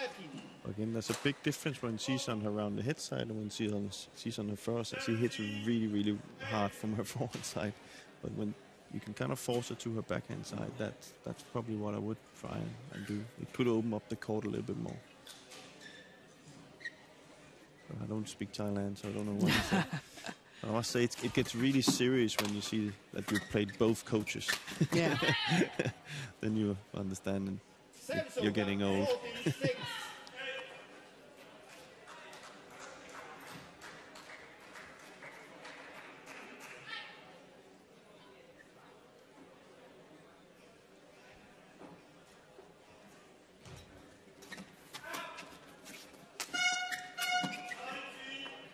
See, that's smart. That's smart.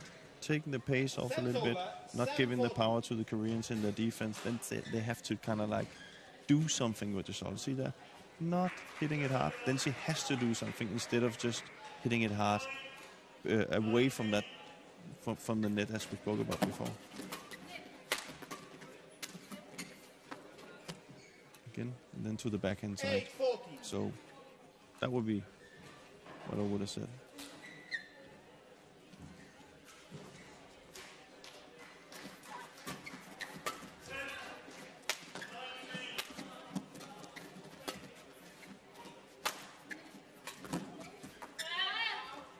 Just wide by a whisker. In fact, the Korean pair, I'm a bit surprised by the call, but I thought the line judge got that absolutely right. Again, from the backhand side, mistake. Maybe he did say it. Yeah, that was just wide. Great call. Yeah, that's well wide. Backhand side again. 10-14.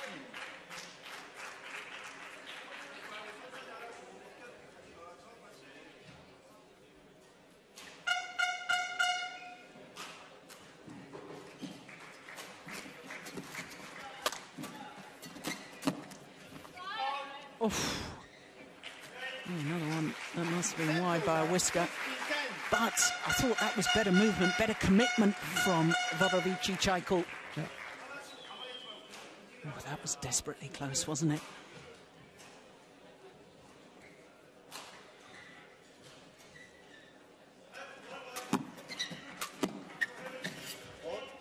Now, that's what we're used to seeing in mixed doubles, isn't it, from Kunchala?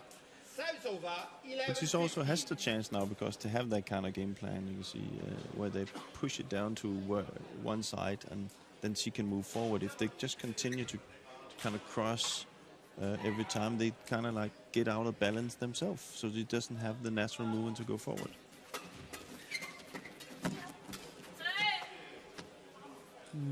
Over ambitious, I suspect, with that attempted cross-court net shot.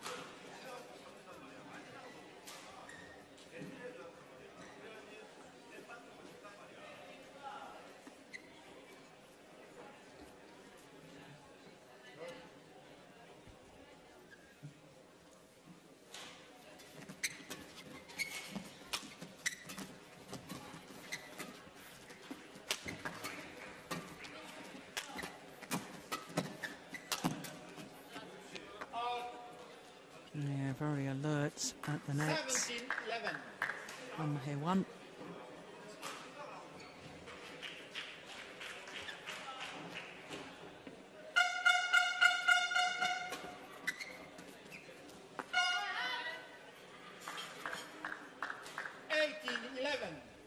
just applying the pressure at exactly the right moment, are they? Oh, my goodness. Well, make your own minds up.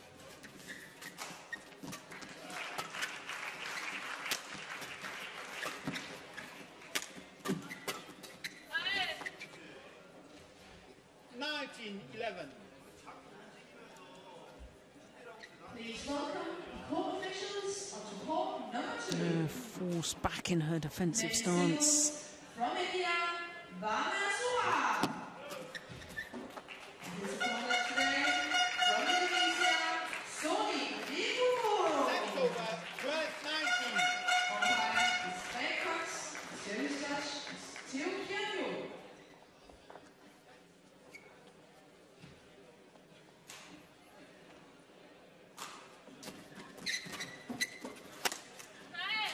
It's clever placement of the smash, aimed towards the right hip of Duanganong Aroonkesern.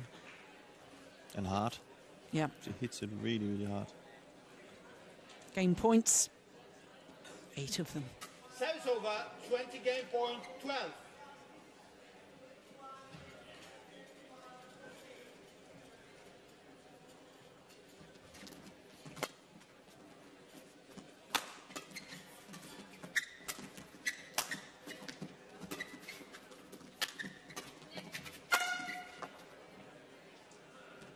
Service over, 13-20.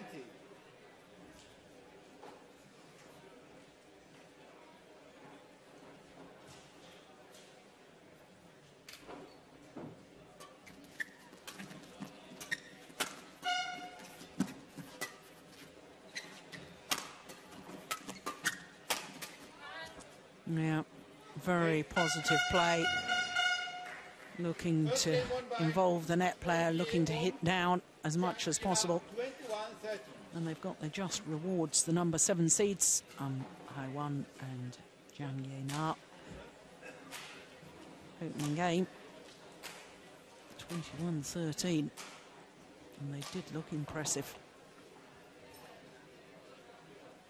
ทำท่าจะกระแทกถูกขึ้นก็ได้ทำท่ากระแทกถูกขึ้นก็ได้ยกเว้นลูกที่เราอยู่ข้างหน้าเน็ตเนี่ยโอเคกระแทกไปเลยเพราะมันยืนอยู่เนี่ยเรากระแทกได้ใส่แล้วดักได้ใช่ไหมแต่ว่าไอ้คนเขายืนอยู่กับหลังกลางๆเนี่ยแล้วเราไปกระแทกใส่มือคนเนี่ยงั้นถ้าเกิดเกมรับโยนไปชำเลืองดูคนหน้านิดนึงคนหน้าเขายืนอยู่ตรงไหนรับหลบไปอย่าไปรับแบบกระแทกใส่ตัวนะรับหลบไปพอแล้วบล็อกหลบพอแต่ว่าเวลารับเสิร์ฟหรือว่ากำลังได้เปรียบคนเขายืนอย่างเงี้ยคู่สู้ยืนอย่างเงี้ยกระแทกเข้าไปเลยกระแทกเข้าไปแล้วดักลูกนะแต่ตอนนี้แตะอย่างเดียวหญิงแตะอย่างเดียวคู่เวลาเล่นแล้วมันลูกไม่ความอันตรายไม่มีนะแต่ว่าไอ้ลูกที่ไม่100%เช่นลูกเลี้ยวคู่สู้บีบหน้าอย่าไปเล่นขึ้นไปเลยตีให้100%ทำไงก็ตีให้100%นะอย่าไปตีแบบเสี่ยงเดี๋ยวเสี่ยงไม่เอา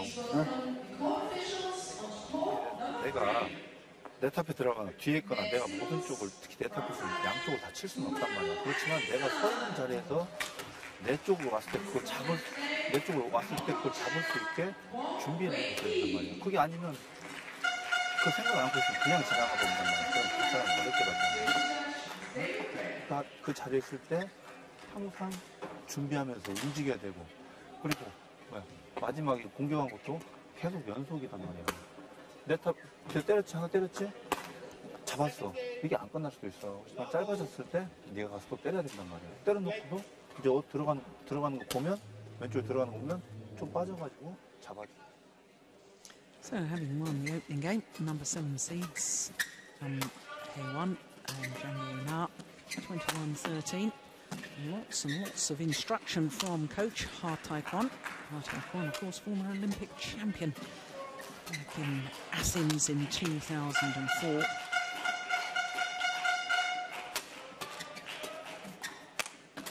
It's a good opening rally, isn't it?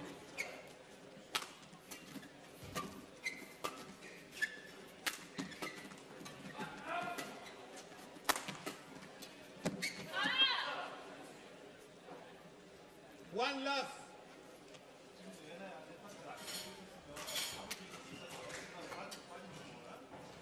Well, Kunchala desperately trying to get herself involved at the net, but perhaps that one had gone past her. That's why she made the error.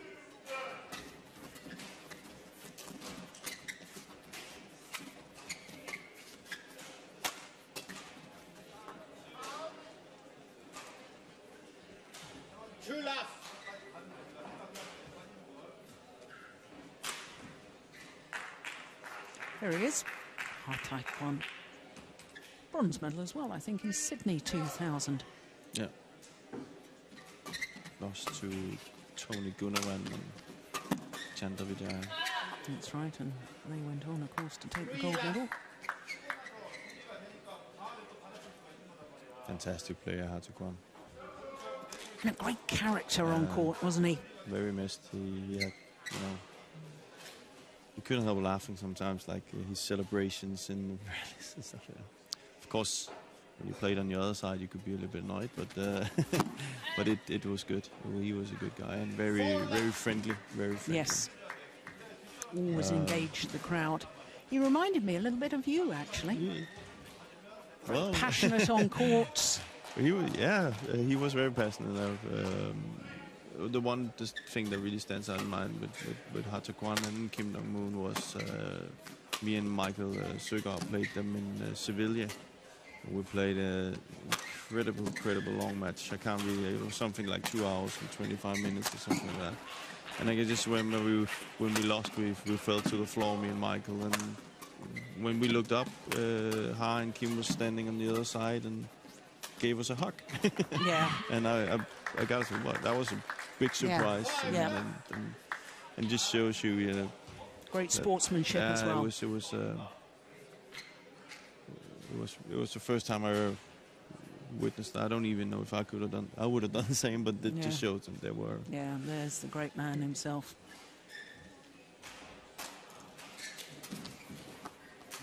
No, this is not the start. Oh, that went over. I thought that fell back their side. Well, I was going to say that's not the start that they wanted. You're already 5-love down, but with that trickling over, we've stemmed the tide. Oh, that's a good return, isn't it? You see the Thailand pair, there's no really action between them. They don't communicate. They don't, you know. This is what I was trying to express earlier about how, to me, they look a little bit stale. You know, as if it's all become too much routine, that they know each other so well, they've played together for so long. And perhaps if they just played a couple of tournaments with a new partner just to reignite that spark that we used to see from them, the creativeness. But you can say one thing there is that, you know, maybe you're afraid to, you know, not afraid, but maybe you're kind of like, if you know each other too well, you're afraid to say the things that really need to be said. I can remember when I played with Michael over 2 stages, and the second time around, there was a lot of these things we had the first time we played that kind of became not a problem. But it's kind of like when you play together for a long time, there's a lot of things you get, maybe not again, you know? Yeah. Same mistake, not again. You're afraid to kind of like saying the same things over and over again. Where if you play with a new partner, it's kind of like it's new and it's a little bit more things are allowed, and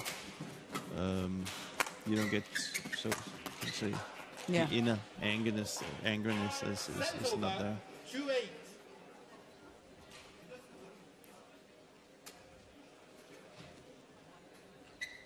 Must also, not to take anything away from the Korean pair, they are playing quite well.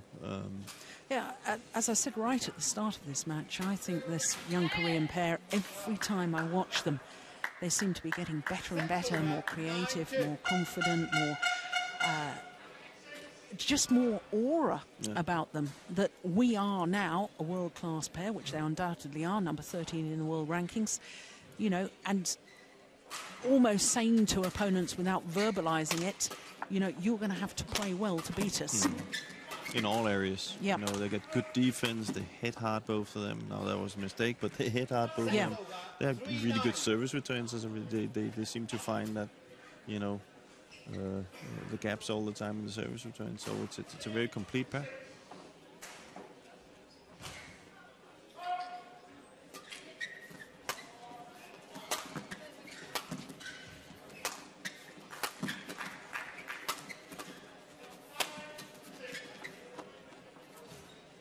was clever, wasn't it?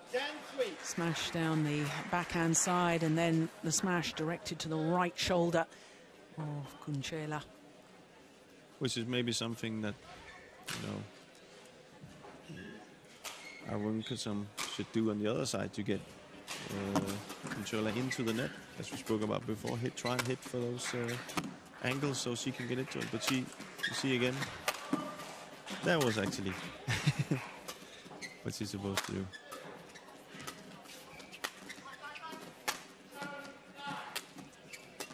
Oh my goodness. Topspin defense. Now the opportunity.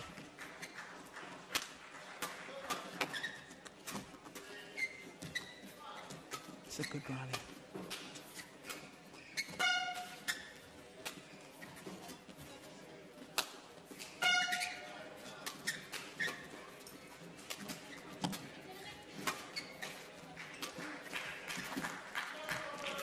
Oh my goodness.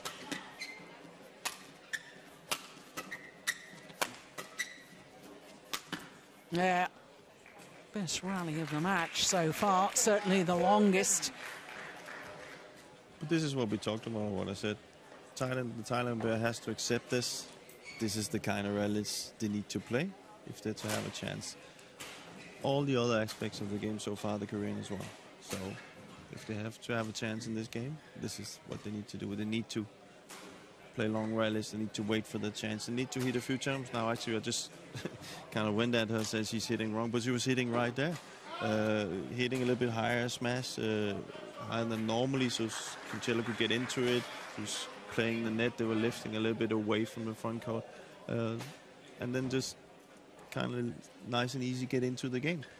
But you need to accept that it's going to be rallies like this. Mm.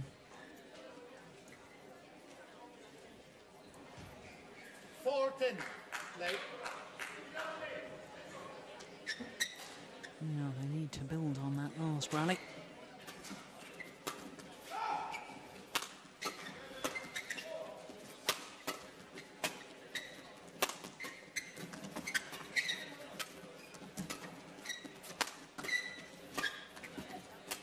Yeah. Much better now. Yep. 5-10. Confusion in the Korean camp.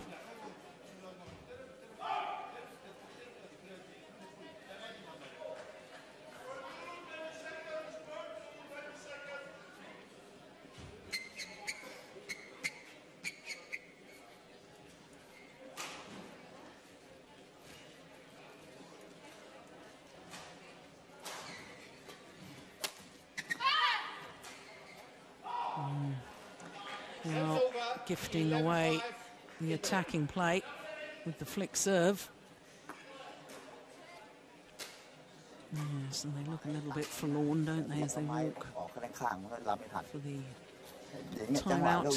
มันต้องมีบ้างลูกเขาเสิร์ฟลอยแบบนี้มันต้องมีแต่แทกบ้างแต่ตอนนี้มันอย่างนี้แต่ทุกคนพอเขาได้เปรียบแต่เขาก็งัดเข้ามาข้างหน้าแต่เขาก็งัดคือมันไม่มีลูกอันตรายเลยเอาง่ายๆต้องมีกระแทกเดี๋ยวกระโดดเข้าไปแทกกระโดดเข้าไปหยอดกระโดดเข้าไปแทกตอนนี้มันพอมาปั๊บแต่อย่างเดียวมันไม่ได้เปรียบตีเหนียวแน่นอย่างเดียว It looks like he said he wants them to block a little bit more, you know, when they get to it, instead of pushing to the Koreans, just block it to the net when they have a little bit of an open chance sometimes, because they're getting forced when they hit it too hard to the Koreans. So let's see if they can get up there and do that. 움직여주니까 볼이 보이는 거란 말이야. 하고 있고. 또 스매싱 상대 공격 오면 이게 푹 밀라고 하지만 밀지만 니네가 준비하고 있는 거 보자 탁 때려줘야 된단 말이야. 그래 볼이 빨리 가서 상대가 당황한단 말이야. 그걸 올려도 짧고 붙여도 실수가 나고 한단 말이야.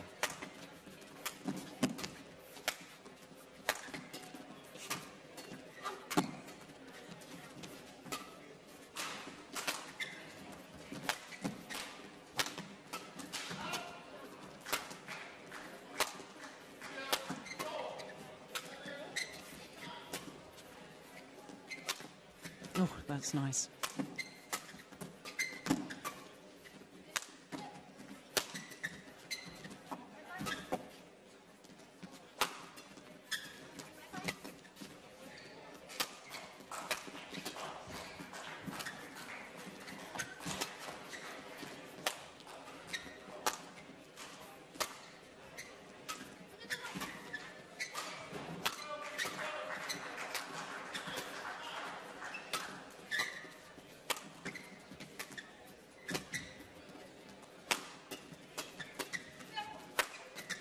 What a rally.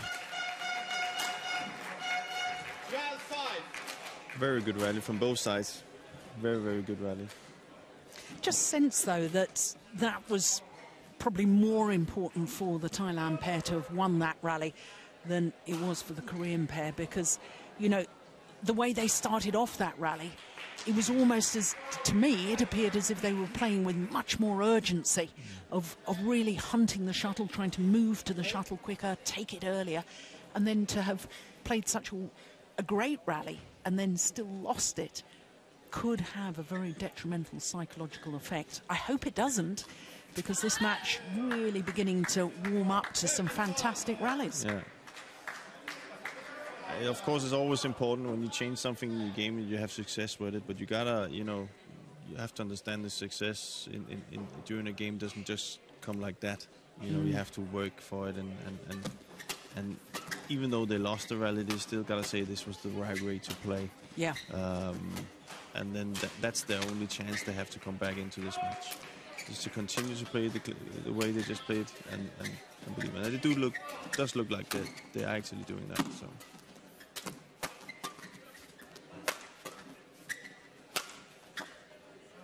Also playing with way more variation now, the Thailand pair. You know, also when they're smashing, they're cutting a little bit, getting angles down. But it is a strong Korean pair.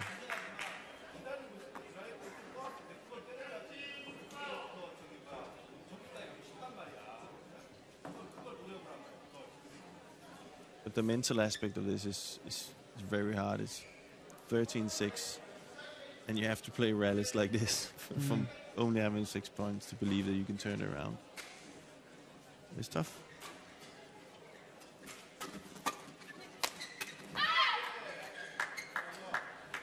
Service over, 14-6.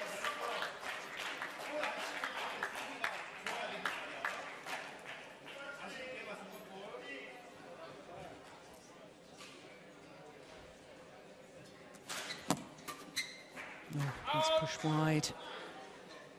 Service over, Well, you just sense that we're nearing the time of now or never. As far as this Thailand pair is concerned, they've got to start closing this gap.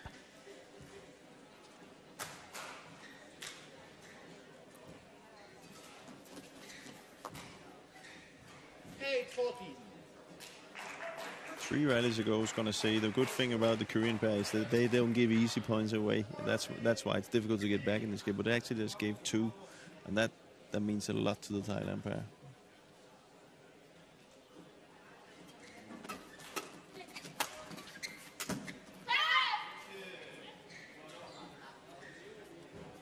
Service over, 15-8.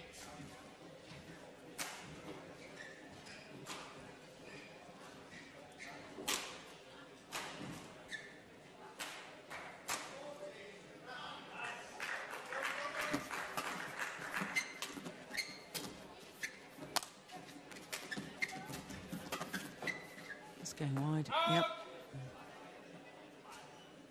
Service over, 9-15.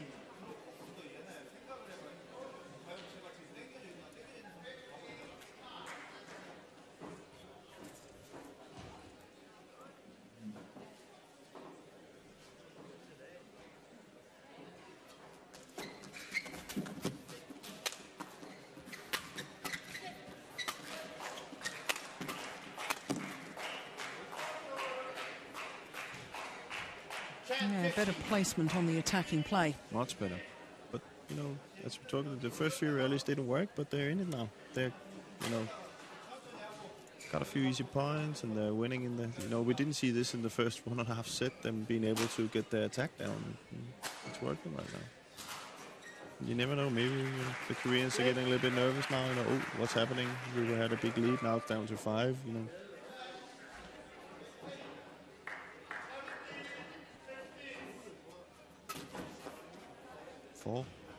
Mm. 11-15.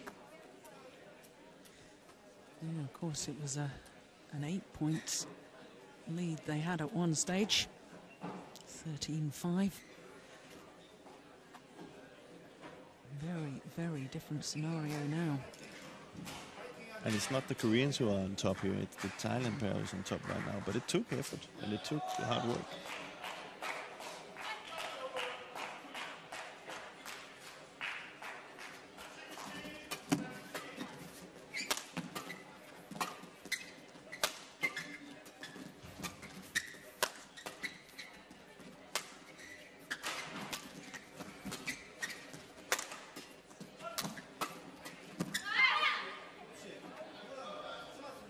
That was a big point, wasn't it? A very big point. It's actually not, you know.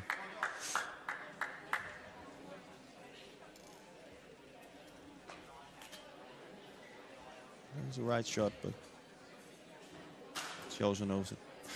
Yeah. But again, it's not the Korean making the points, it's the Thailand pair that gave them the points. So they are still on top, the Thailand pair.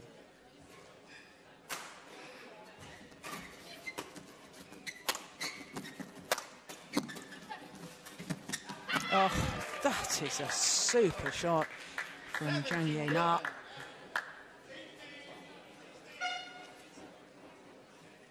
Great disguise, great precision.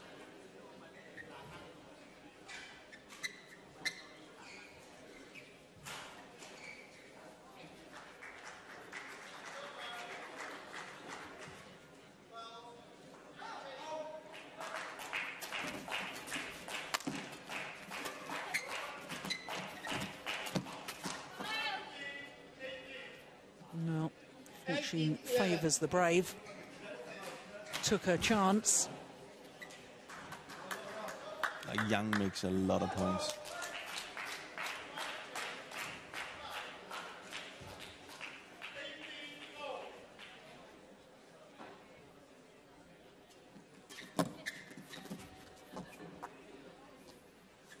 Service over, 12-18. Well, it really is now or never for this Thailand pair. Time is running out.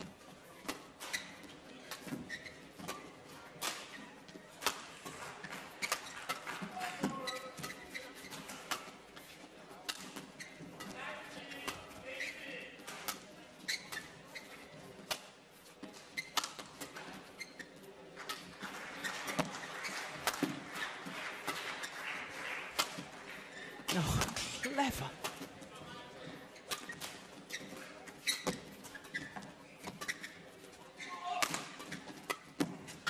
Oh, it's just long. What a good rally. 13-18. What I really like about the Korean pair is they're playing to their forehand all the time. They like, you know, it might seem awkward that they cross sometimes, but it's actually so the other one can get into it in the forehand all the time. It's a good game plan. All four players taking the opportunity. Just towel down, take on board some liquid. We have had some very, very physically demanding rallies.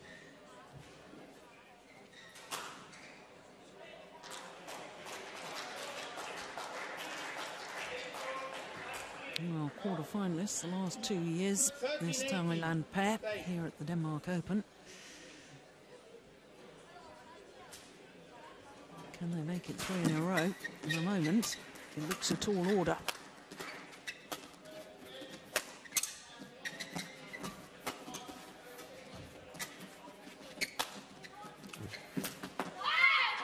Oh, that is great, great vision. Service over, 19-13.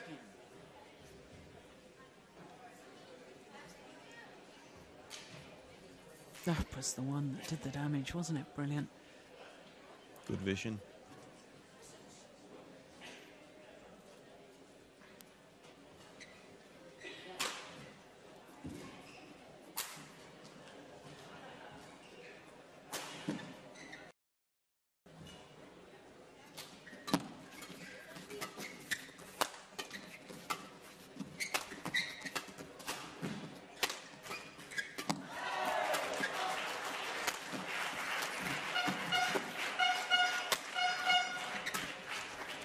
Well, may have made the error there, but that was exactly your point. There was the cross-court smash from the left-handed Zhang Na, setting it up for her right-handed partner on the forehand side. And that, of course, is the advantage of having a left and right-hander. You do have these set plays and play to your partner's strengths. Of course, that should be the objective of any partnership in doubles. It does seem to be emphasised more when you have a left and a right-handed playing together. You see in men's double as well, you know. If you saw the men's doubles final this year in the Olympics, it's... Yep, two left and right-handers, yeah. Kai Yun and Fu Haifeng, of course, up against Matthias Bo and Carsten Mogensen.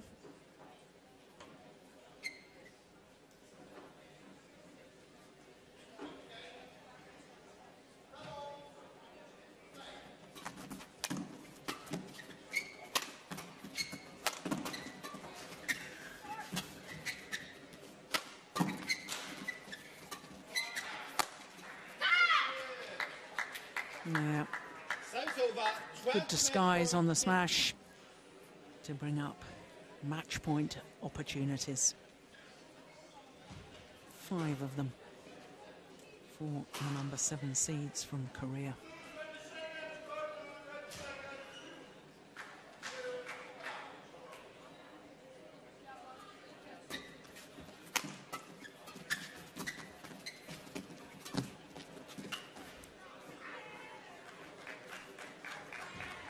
Over 16-20.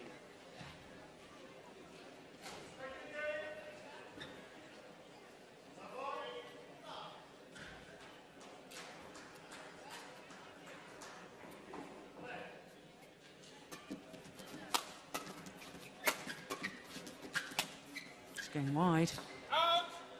Well, just thought before she served that previous one, I wonder if she'll have the courage to serve short. And she didn't have the courage. But got away with it. Was a good flick serve, but I wonder what she'll do this time. 2 match points have been saved. Another 3 remain for the Koreans. Yep, good serve again, this time short. Oh. Misses on the defensive shots, and the more aggressive, the more attacking pair, the number 7 seeds, Haewon and Jang Ye-na of Korea. 2 straight games, 21-13, 21-17. Match won by Ye-won, Jang Ye-na, 21-13, 21-17. Yes, the final rally. The mistake on the defence from Kunchala. And it won't be a hat-trick of quarterfinals for the Thailand pair.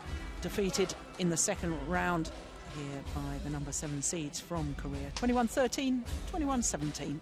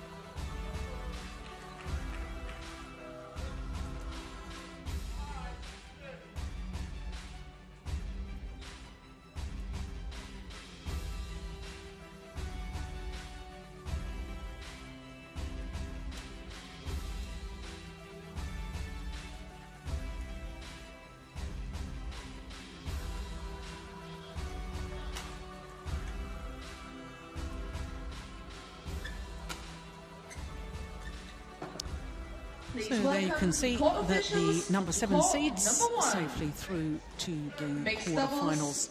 And they'll either play against the number 3 seeds, Biao and Chong And their opponents today from from China, Denmark, or the Joachim young Fischer and Indonesian Christinna Pedersen. Andini and Harris.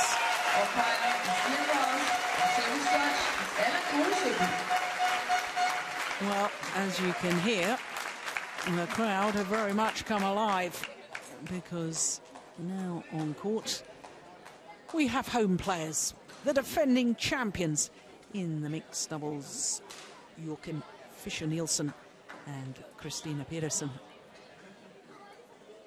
Olympic bronze medalists. And of course 3 times champions here, not only won the title last year, but have won the title 3 times in the last 4 years, only won in 2008 and retained the title a year later. So the defending champions from Denmark up against Mohamed Rijal and Debby Susanto of Indonesia. And my goodness me, if there's a pair that's in tremendous form at the moment, it's the Indonesians, because they've reached the final of their last 2 tournaments played, having won the Chinese Taipei Grand Prix Gold and reached the final of the Indonesian Grand Prix. They are very much in form, and as far as Mohamed Rijal is concerned, he's reached the final of his last 3 tournaments, because of course he was in the final of the Japan Super Series when he was playing with Liliana Natsir. So the Danish fans will have to get involved here to help the home favourites. They're number 3 seeds, Joachim Fischer Nielsen and Christinna Pedersen. Fischer Nielsen, 33 years of age, is going to be 34 next month. Pedersen, 26. And of course they are world number 3s. That's the highest they've been in the world ranking. Win-loss record for the year, 17-6, and that translates into 3 semi-finals, 4 quarter-finals. And they withdrew from the Malaysian Super Series at the beginning of the year, so really have had a very consistent year so far, including that bronze medal at the Olympic Games. Lost, of course, to the eventual gold medalists in the semi-final and won the bronze medal playoff. Now, their opponents not seeded, number 11 in the world ranking, up a couple of places, and their win-loss record for the year also very impressive. And as I say, their recent form has been tremendous. Last 2 tournaments, 2 finals. And of course, just 1 title, and that was the last tournament they played, winning that Chinese Taipei. Players, could you get ready, please? The umpire calling for the players to get ready for the start of this 2nd round encounter. Ian Ross of England is our umpire. Alan Gru Serbu is the service judge. Now for this Danish combination, this is their first tournament since the Olympic Games, and of course straight after the Olympic Games Christinna Pedersen had to undergo an operation on her stomach, so it's going to be interesting to watch the sort of form that they're in. Certainly had no problems against an Austrian pair in their first round. Won that very convincingly, 10-10. Well, the Indonesian pair beat the qualifiers, 2 very, very good Chinese players, Tao Xiaoming and Tang Jinhua, had to qualify because they are a new pair. Disposed of them easily as well. Rijal, Debby Susanto, Indonesia. And on my right, Joachim Fischer Nielsen, Christinna Pedersen, Denmark.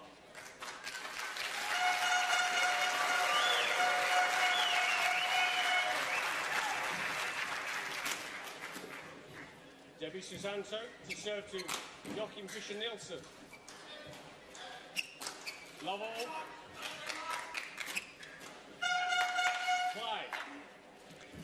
So the 23-year-old Debby Susanto playing with Mohamed Rijal, who turned 26 earlier on in this month. Well, it's a tall order, isn't it, against the number 3 seeds, Joachim Fischer Nielsen and Christinna Pedersen. Not only playing against a higher ranked pair, but as defending champions, and of course with the home support here in Odense. Well, Indonesians are going to have to play their very, very best. Now, I'm a big, big fan of Joachim Fischer Nielsen. He's so expressive on court. He plays with such passion. He always gives. Oh, my goodness, what a flick serve. Totally deceived Debby Susanto. He's a very good character on court, Fischer, and he's always fighting, and he's explosive. He hits hard. He likes to. He just likes to play badminton, and that's seldom. Sometimes you think these players do you really like it, but on him it's definitely not the case. He's a really good character. He's also a very good character as far as being in the team and the team environment. He's you know, always joking and keeping spirits up, and he's very likable. He's very positive. He's very helpful. He's just an all-around really good person. Yeah. Very seldom negative. I was very happy for him and Christinna when they won that bronze. Yes, of course. They've been bronze medalists in World Championships as well. That was in 2009 in Hyderabad, when they were really a very new combination. They only came together in 2008 at the European Championships. And a year later, they were World Championship bronze medalists. That really does show what a development, how quick they gelled well together.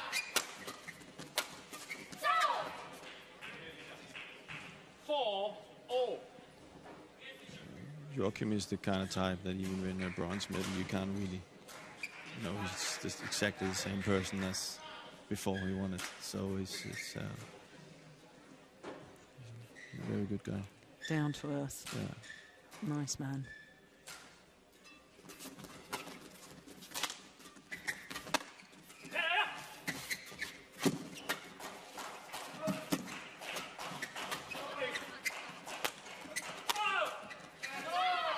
Oh, yeah, good defence from Debby Susanto.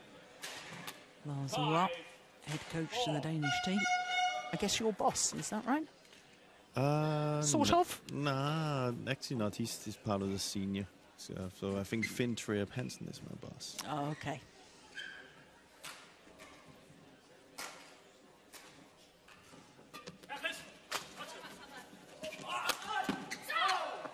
I'm just wondering, obviously, you can give us the inside scoop, of course, with Christinna Pedersen having to have that stomach operation after the Olympic Games. Is she fully 100% fit?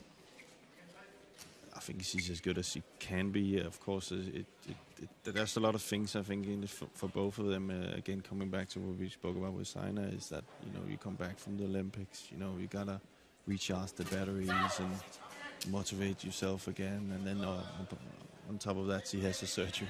Yeah. As you can see, Joachim is also playing men's doubles in this tournament. That's probably a way also maybe to get a little bit of a different motivation. So I think she's not as at the Olympics, but she's close to. Yeah.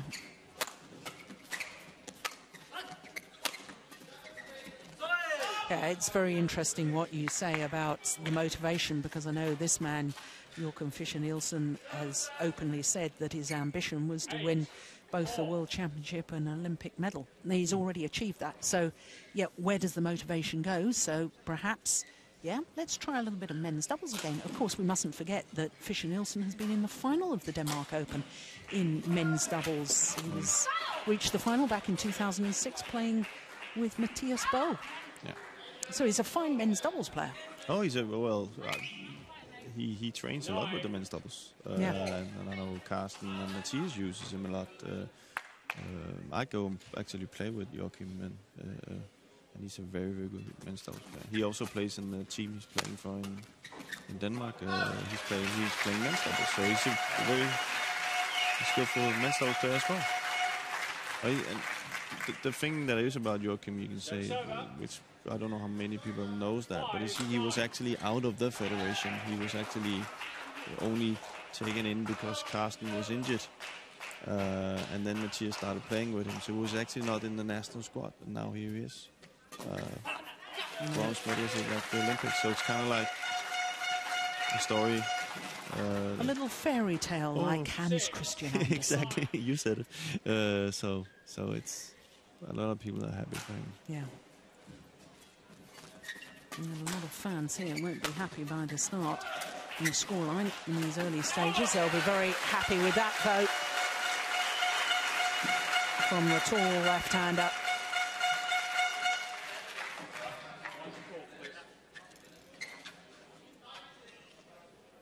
The thing is with Joachim, he's a very attacking player, so it's actually up to Christinna to get that net, and so he can have the left, so he can smash and attack, and then sometimes he's very good at moving forward without really being able to where the opponents are really not able to see him coming forward. And he just continues, he doesn't stop, he continues to put pressure on people, and he has that hard smash. It's very effective. Good serve. There's the variation that you and I were talking about earlier. They're just serving out wide. 8, 9. And they're right back in it, aren't they? Having lost 7 straight points. Now raises his hand in apology. There's Mohamed Rijal. 10, 8. Luck of the net cord.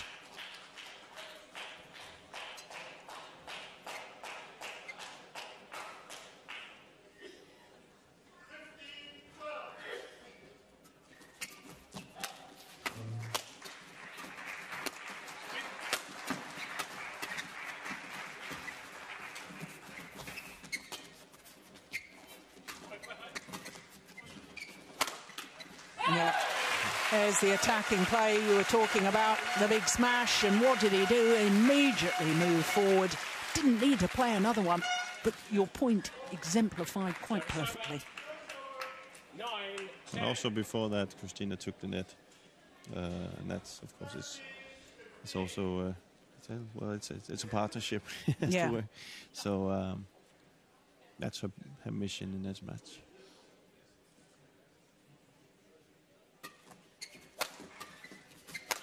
Oh my goodness, that goes down as a horrible miss there from Mohamed Rijal.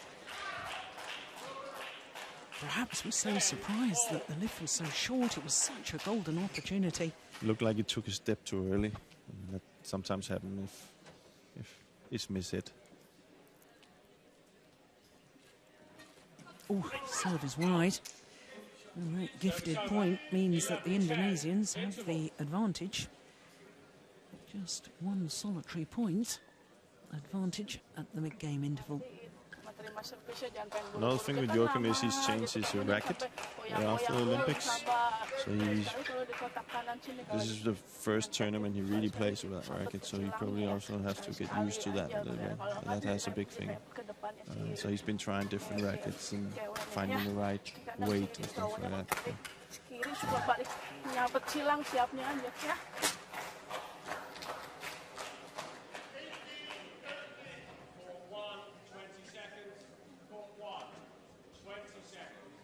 Well, Lars Ular, you know him well.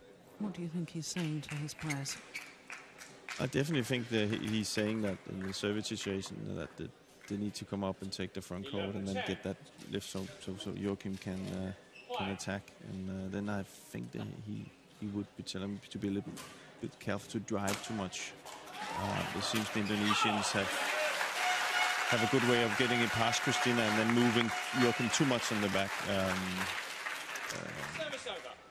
But 11 all. maybe we'll hear it next time. Yeah. But here's the first indication of Christinna taking the net.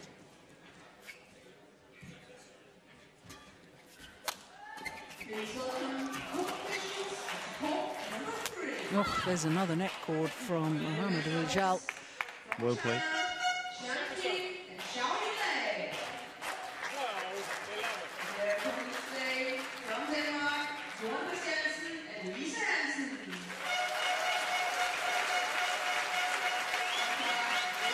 Oh, what a good serve, but couldn't follow it up. No, it's got to be pretty special, hasn't it, to stop Joachim Fischer attacking the low serve. Oh, it's all desperately close, isn't it?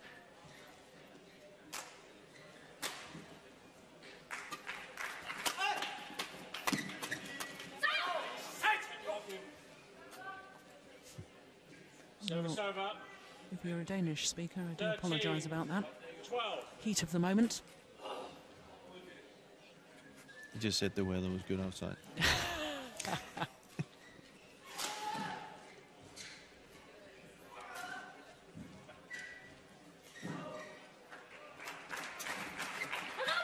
Oh, that is just delicious.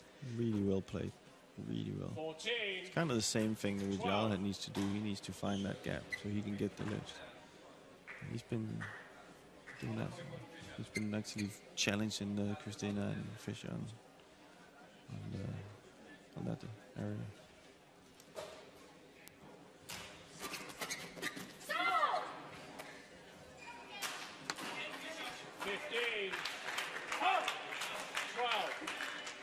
Oh, 3-point advantage in these crucial stages could prove to be decisive.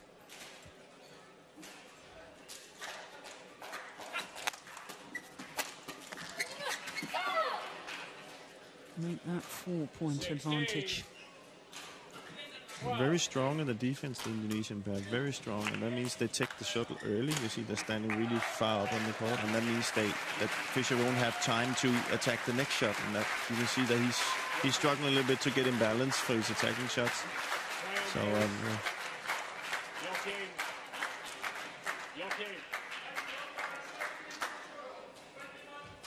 yeah. Medical. I think I could see something in Fischer's, sorry for me calling him Fischer, but that's what I'm calling him normally. Yeah. But Joachim, I think he looked like something in his back happened. Hurt his back. And that was what we talked about. They kind of got him out of balance, so he probably overstretched a little bit.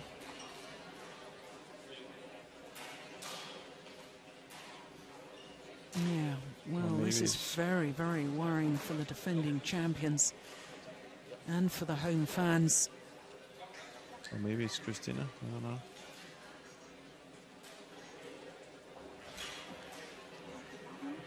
I think it is Joachim's back. No, it's my bone in my down here. Okay. Ah, yes. Cool. Yes. Ow. Well, he's just explaining that the coccyx bone right at the bottom of the spine fell over yesterday. Well, he said it was broken. Dear me. Can we have another picture? This is a family show. It is worrying, though, isn't it? Because, I mean, such expectations for this Danish combination, come back with an Olympic medal. The fans want to see them play. They are defending champions.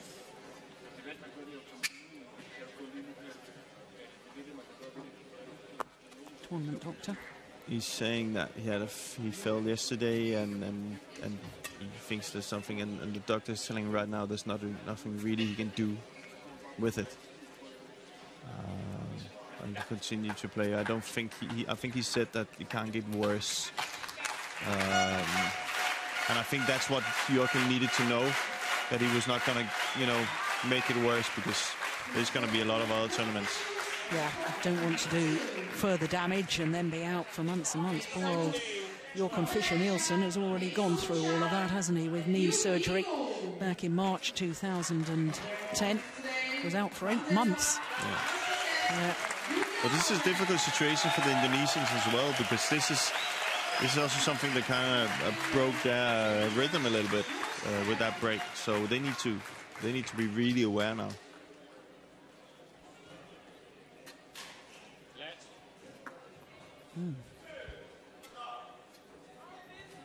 Yeah, it was a woefully short flick serve. If it's a good low serve though. What she did there, she challenged him in you know, there's always this is the opponent ready or not, you know, and you want to have your rhythm in the serve, and if you continue to put your hand up so you're not ready, it's ruining your serve. So I think she just served on purposely to tell the referee that, you know, he's not ready, or he has to be ready earlier. Missed it. But you can see Rijal coming out of the break here. He's not, you know, he's done 3 easy mistakes, and this is a big, what you would call in football, a penalty. Yeah. And that's the difficult part.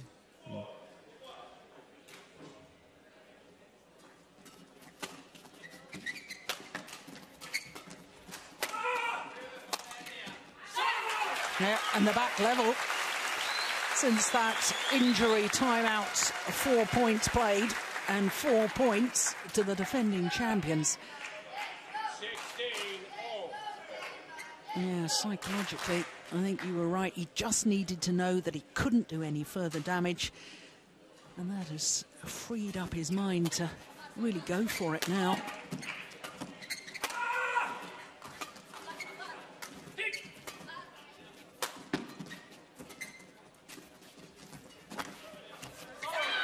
Oh, nice play from Mohamed Rijal, though. But he's moving much better now, Joachim. It's obvious to see, so maybe he's not worried so much about it. But on the other hand, it's also difficult for the Indonesian because they can't help thinking, is there something wrong, you know? Can we use this, you know? So it's always...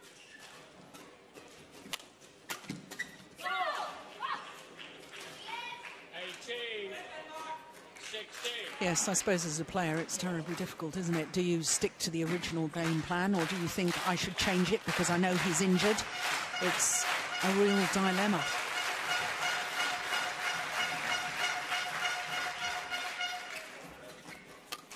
That's nice.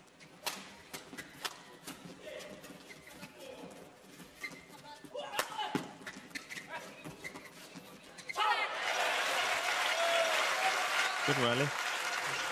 Both pairs playing really well, challenging each other on times, taking the seat. Christinna takes the net, and she doesn't go on the left. She tries to take it again. Now there's a right, in my opinion, there was a right shot to do. So you can say if she lifted there, then Joachim is where he's best. So she has to do that.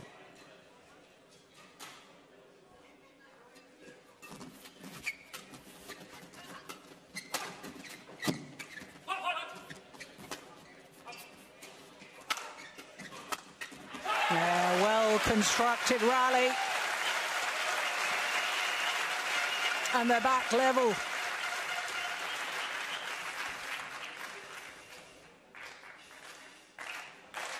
And the crowd getting more and more involved, and that makes things harder and harder for the Indonesians.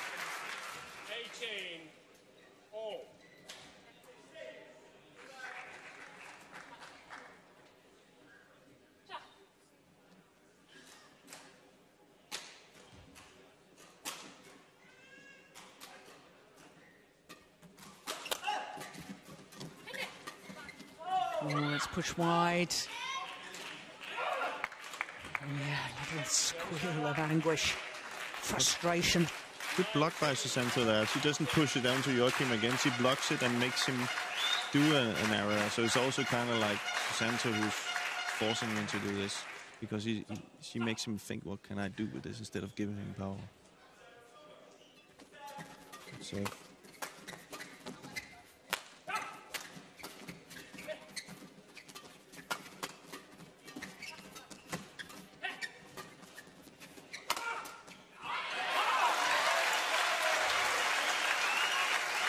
You can't ever question his work rate. But it's actually Rijal that makes the problems right now for the Indonesian pairs. Susanto is actually doing the right things, but he keeps pushing it back to Joachim, and you can see what happens. He needs to kind of follow up to her game and then wait for his chance and kind of play it over Joachim or block it. Pushing it through him is not going to happen.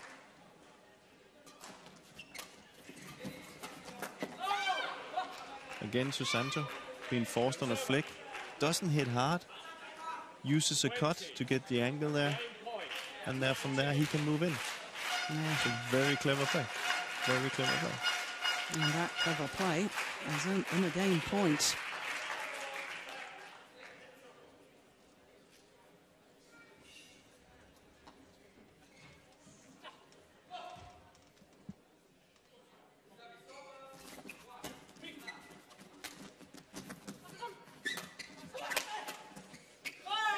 Oh, it's long. And greeted with almost silence from the fans here in Odense. 21-19. 21-19 confirms the umpire. And the defending champions, the number 3 seeds, are in trouble. Bisa sekali-sekali kan kalau dia joki posisinya di kiri kita kan maka kita lariin aja nggak apa-apa. Sekali-sekali soal tinggi kamu penting siap ya. Kalau diangkat, iya diangkat. Terusnya makanya sekali-sekali dilariin dia harus dilariin juga. Kalau bisa sekali gitu tetap siap aja, tenang aja, yang penting dapetin aja. Ya kayak tadi bener ya. Kayak kalau lagi servis kamu cewek, kamu siap di depannya, kamu separohnya. Tapi kalau ke cowok, cowoknya kan suka nyodok, nah kamu tinggal siap kan. Ini ya kemana kan lihat dia lari kemana ya, penting fokus aja, jangan buru-buru, jangan kepengaruh dia mau ngapain kepengaruh. Tadi 10-6 kan kamu pengen buru-buru nafsu segala rupa bola tanggung ya. Mulai lagi sabar ingetin terus ya, bisa yo. Oh, there an awful lot of instruction from the Indonesian coach.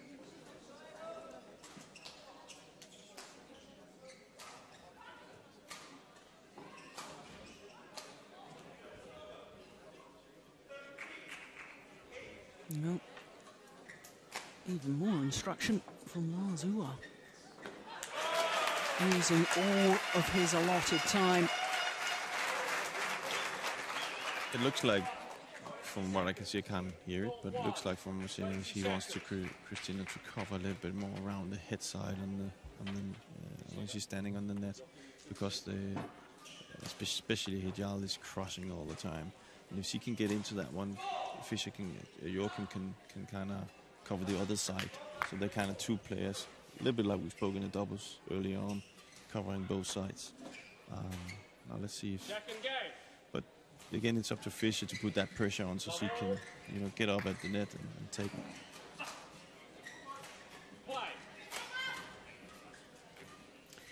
So the Indonesian combination having taken that open game 21-19. And the defending champions have got to play a very, very tight game now. Of course, the defending champions, the number 3 seeds, Joachim Fischer Nielsen and Christinna Pedersen. Yeah, good call on the serve. It was wide of the centre line.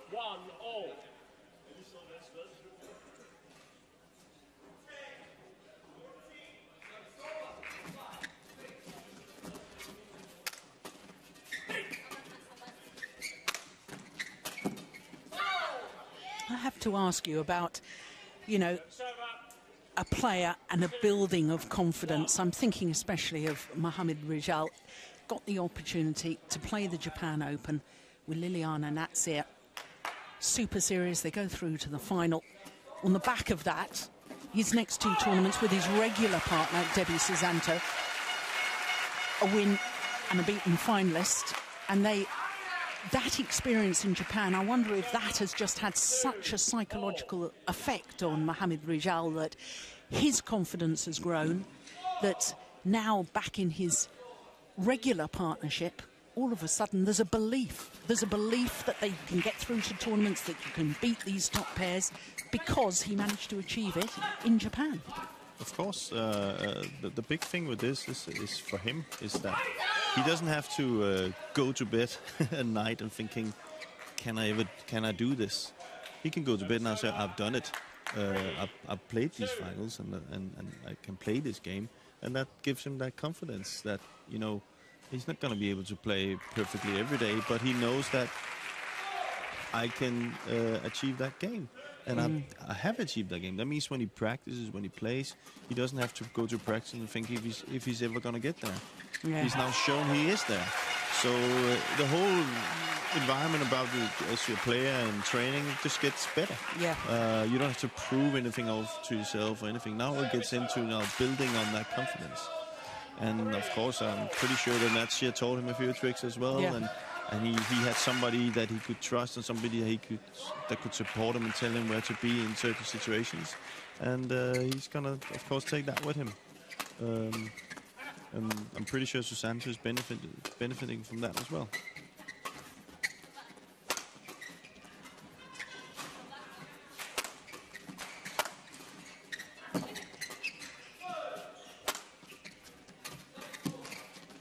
Yeah, it's a good rally. And that's got the crowd involved again.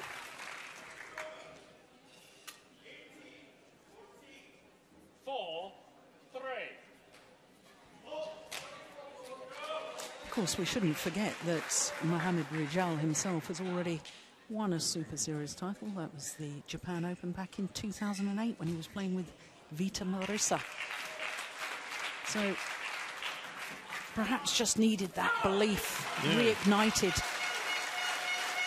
And there is a difference about believing and knowing, when you know that you can do it because you've already achieved it. You've already beaten some of the best pairs in the world in reaching major tournament finals. For this now, a good little passage of play by the Danish combination. That's nice.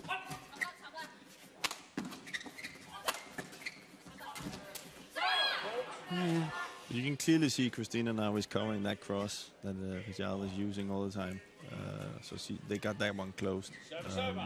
Now it's up to him to kind of find a different angle to play it in, a different drive, maybe block it to the middle, or use or just stay in his own side. Or else he could be in trouble, because he's very good at blocking these shots, Christinna. Oh, that is a magnificent take from Debby Susanto.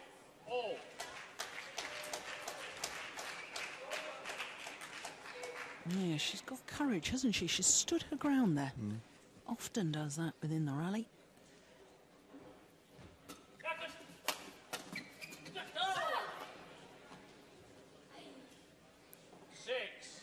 I'm very impressed by her. He's really taking the net away from Christinna, who is very good at it.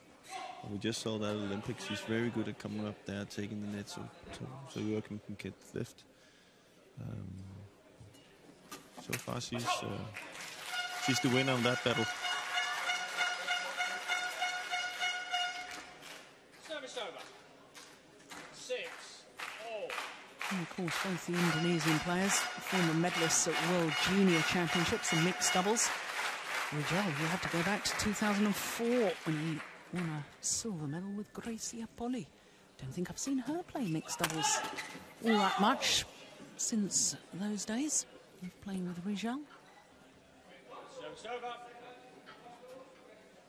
I think when I played, I played mixed double against Mia Odina. I don't think we ever saw her in mixed double. No, of course. So. Mia Odina, twice silver medalist at Olympic Games in women's singles. Atlanta and again in Athens in 2004. Service over. 7-all.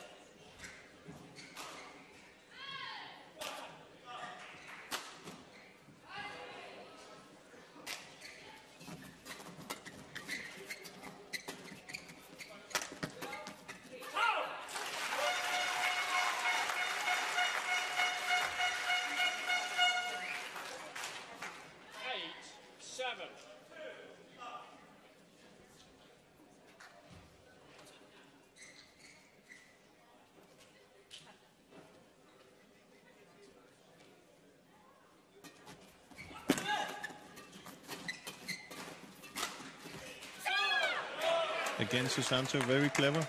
Takes the pace off. Forcing Christinna to try and take the net from a different angle. See, downward angle there. It's not easy. If she's to do anything else like Christinna, she has to lift it and then Rijal can attack.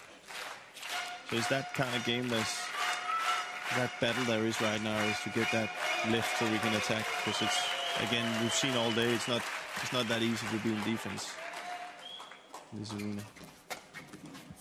Oh, it's good vision. 9-8.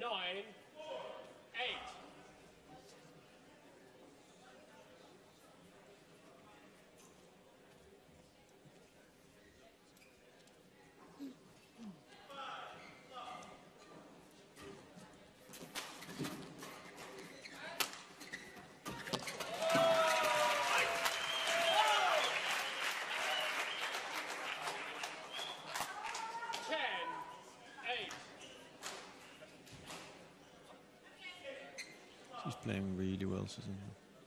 Good performance so far.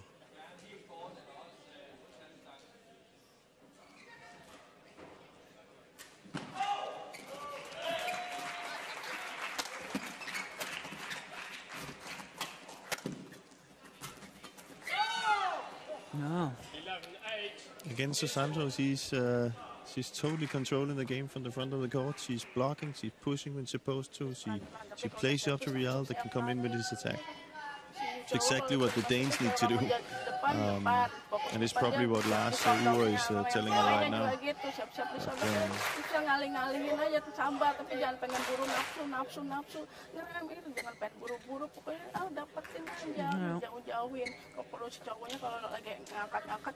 Still talking tactics. I'm sure she's very, very happy with her players, because having been behind on a run of 4 straight points,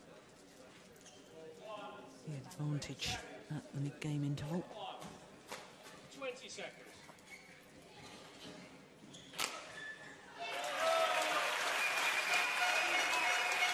I also think Christinna and Joachim has to show some, a little bit more motion now, a little bit, they're together in this just to get the crowd going, to get, maybe make the Indonesian think about what's happening here. Right now it's very, very so silent. Yeah. And that's exactly what they need. They need to show they want to win this.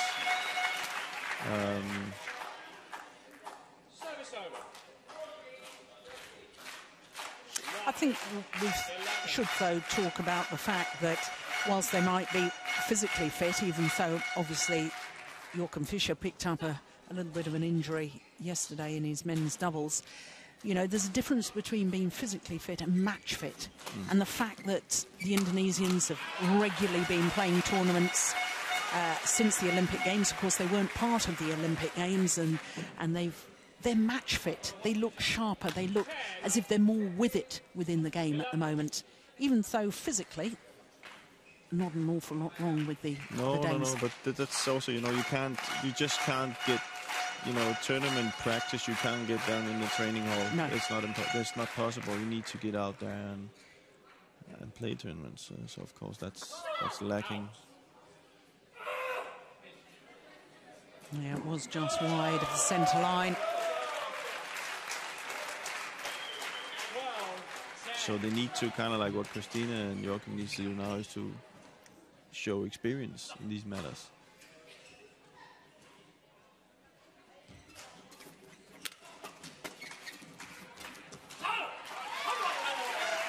And it's maybe one of the things they talked about. They've tried to block it to Susanto, but she's actually been better at it than Rijal. So maybe they're trying to kind of like make him try to play the net so they can get Susanto on the back and Rijal in the front, because she's been too good up there.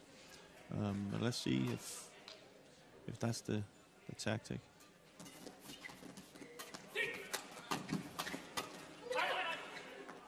See again. It's very seldom you see that a guy pushes and then he's being played back into the net. So maybe that is the tactic.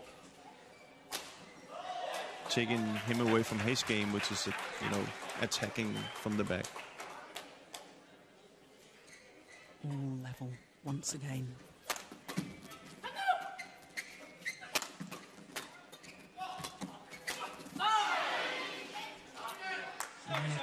collective gasp of disappointment from the crowd. You see they start with a flick serve to Susanto, so she's on the back, Rijal on the front, and then they can kind of build it from there. And it wasn't that far from being a good point for the Danes.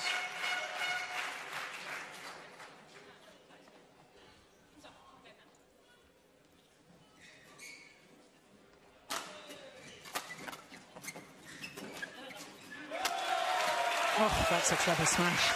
Saw that Susanto was weighted, committed to her forehand defence, angled it down towards her backhand side. That is just about perfection. That's why he's very difficult to play against Joachim. Got good angles on his smash, and they're hard.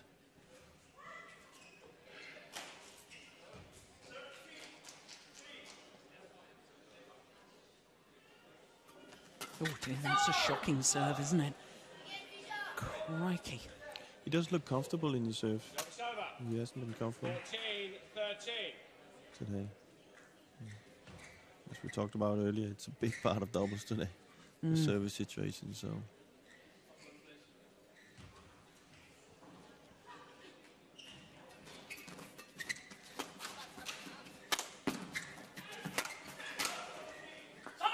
Just long. I have a little theory about that, Jim.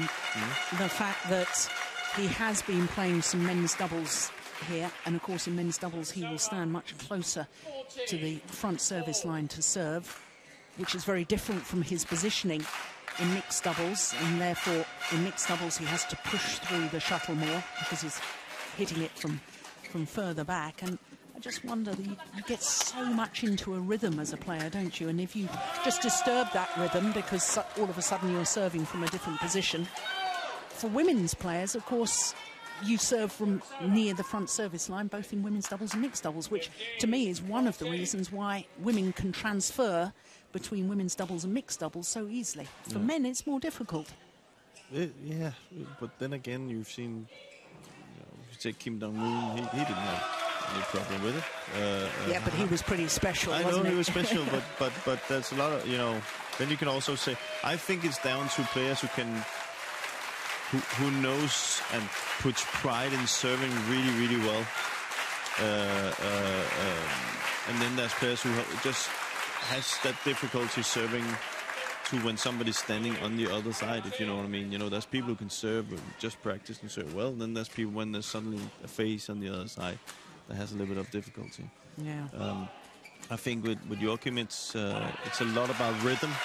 It's a lot about if he's comfortable with his rhythm, his shuttles, everything.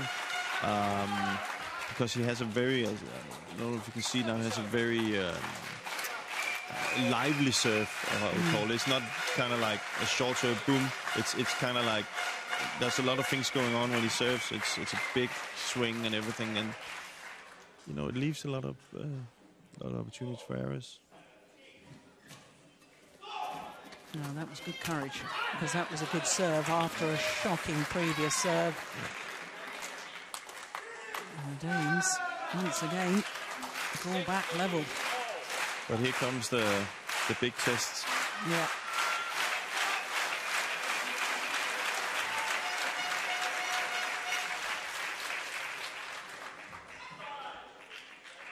Courage.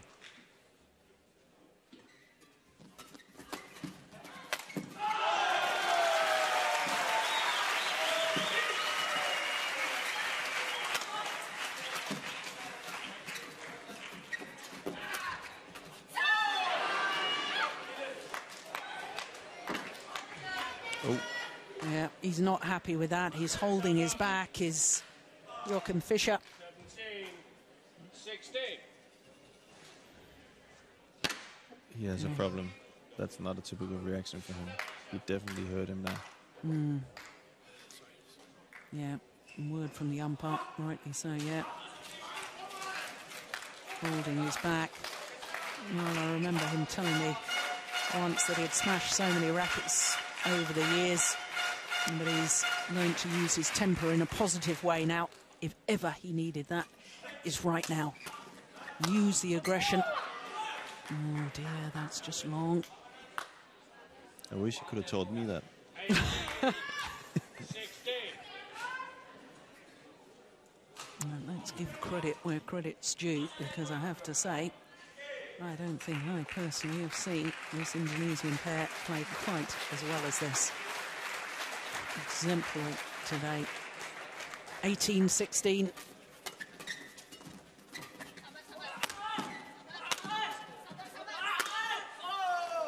Really playing well. Really playing well.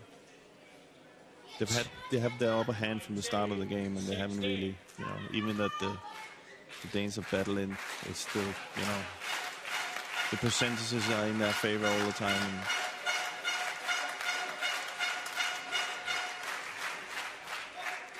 And 2 points away from what would be a major upset. It'll be interesting to see. Joachim is also playing men's doubles and see if that injury is going to affect that. If he's going to pull out. I must say he's a fighter, but I can clearly see in him that there's something holding him a little bit back. Yeah, he's struggling, definitely. He wouldn't be the guy that went out and said it was because of that. No. if they should lose this one, but that's definitely... Yeah, there she is again. Debby Susanto has been He's walking quite very stiff. Outstanding throughout this, and you're absolutely right. A worried look on the face of the head Danish coach, because it is 3 match point opportunities for the Indonesians.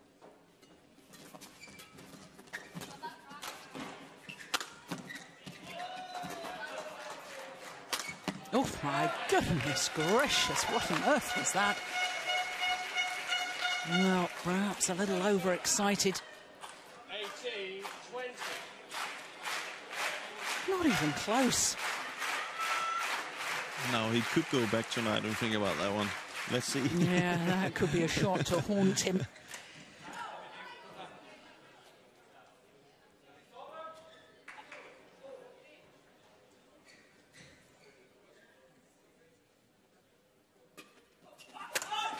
Well, the flick serve greeted with silence initially, but the sporting crowd here in Odense applauds, but they are desperately disappointed that the defending champions, the Olympic bronze medalists and #3 seeds here at this year's Yonex Denmark Open have been beaten.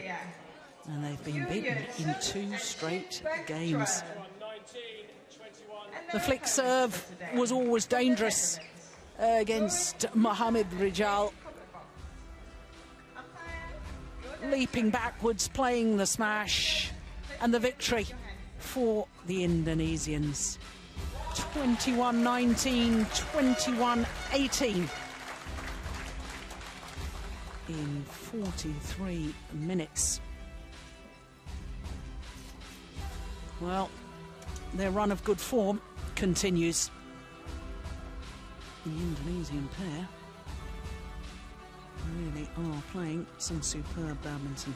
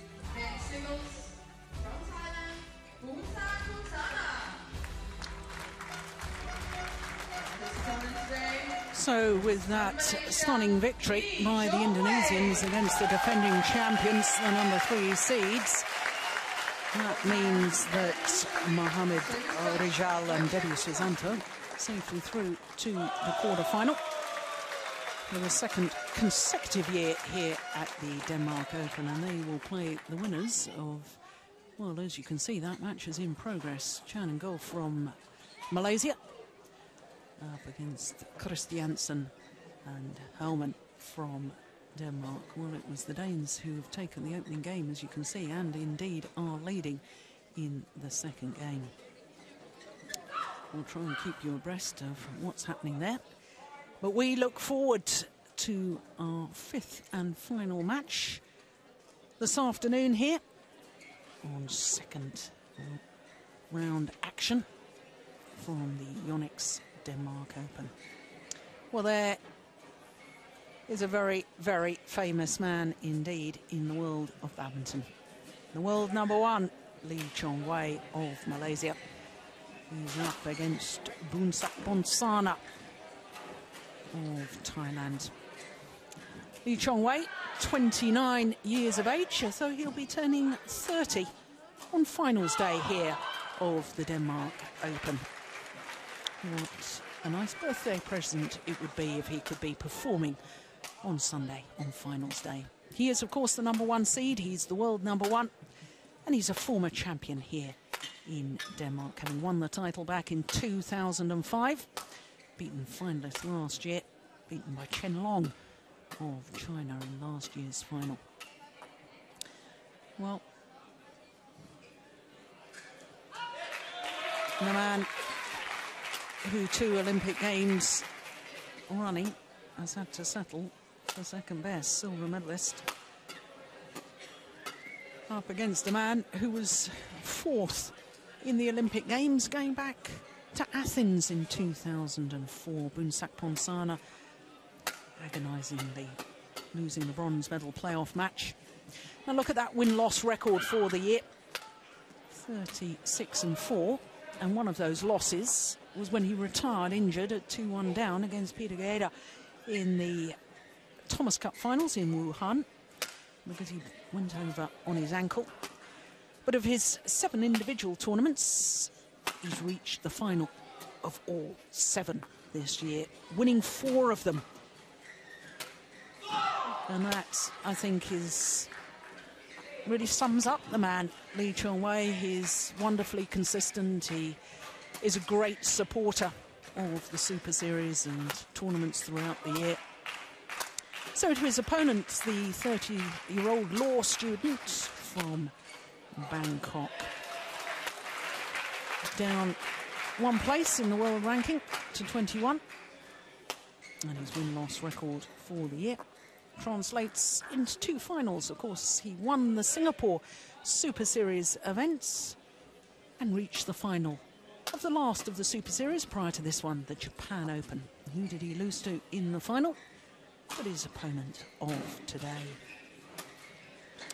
The Boonsak PONSANA really has had a bit of a love affair with the Singapore Super Series events, because it was his 2nd Singapore Super Series title, and his 4th Singapore final in 6 years. Well, that's ominous, isn't it, if you're a Thailand fan? This is the 17th meeting between these two. I have to stress that this, of course, is head-to-heads from ranking events, because Boonsak PONSANA, of course, caused an absolute sensation at the 2010 Asian Games in Guangzhou, when in the men's team competition he beat the world number 1, Lee Chong Wei, to set up Thailand's victory in the quarter-final over the number 2 seeds, Malaysia, in that men's team competition. So once again, our court officials, and my goodness me, they are having a busy day, aren't they? Only 3 court officials that are rotating for our number 1 court here today.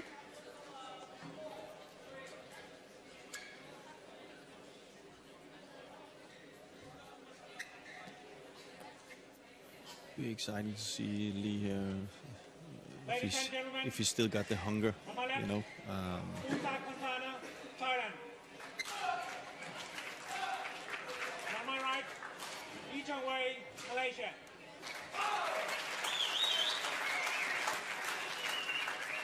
Lee Chong Wei to serve, ball, fight. So Lee Chong Wei, the #1 seed, the world #1, up against Boonsak PONSANA in a repeat of that Japan Open final. And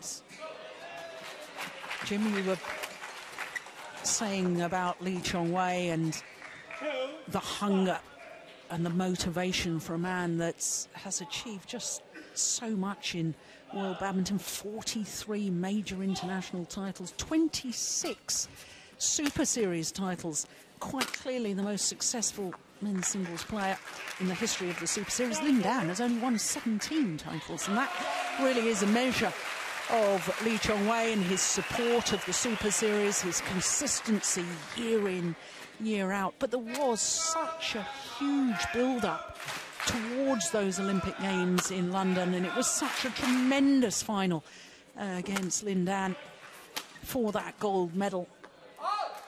And do you think that's had a psychological effect, and whether he's just as hungry as he always was?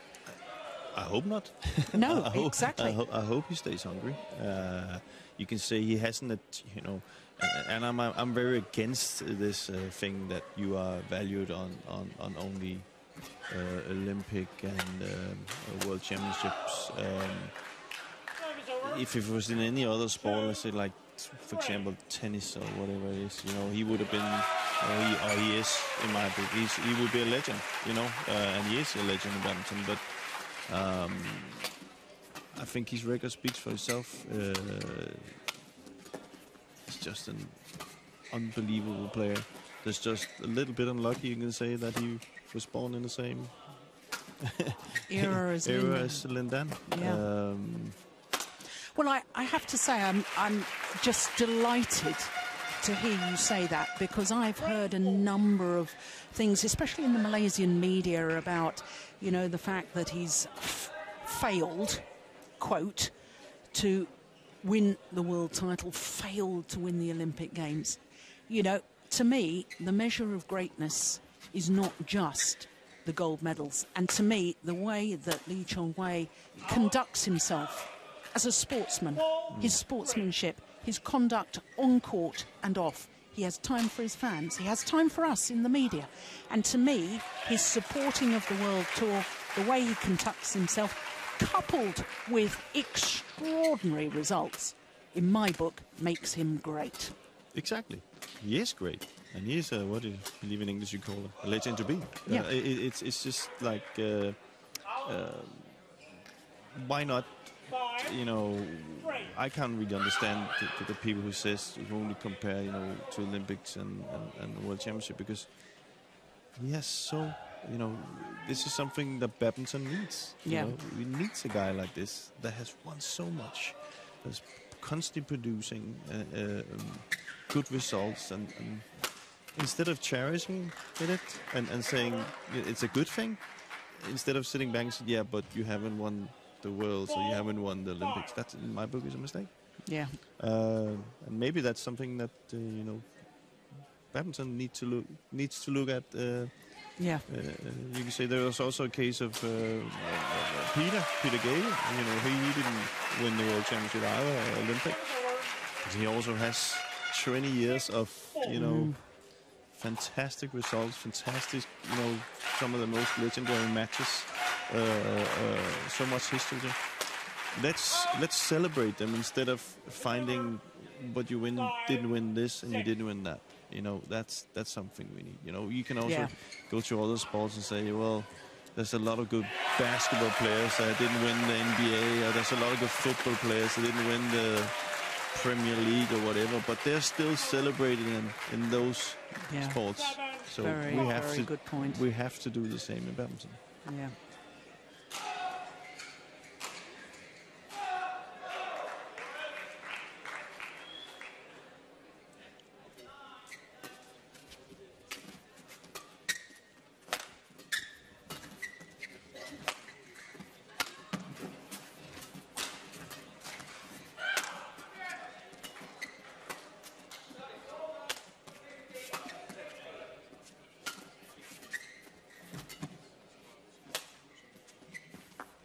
Oh, that's a nice backhand from Boonsak PONSANA.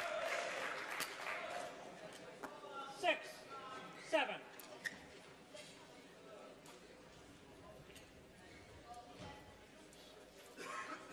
Clearly in.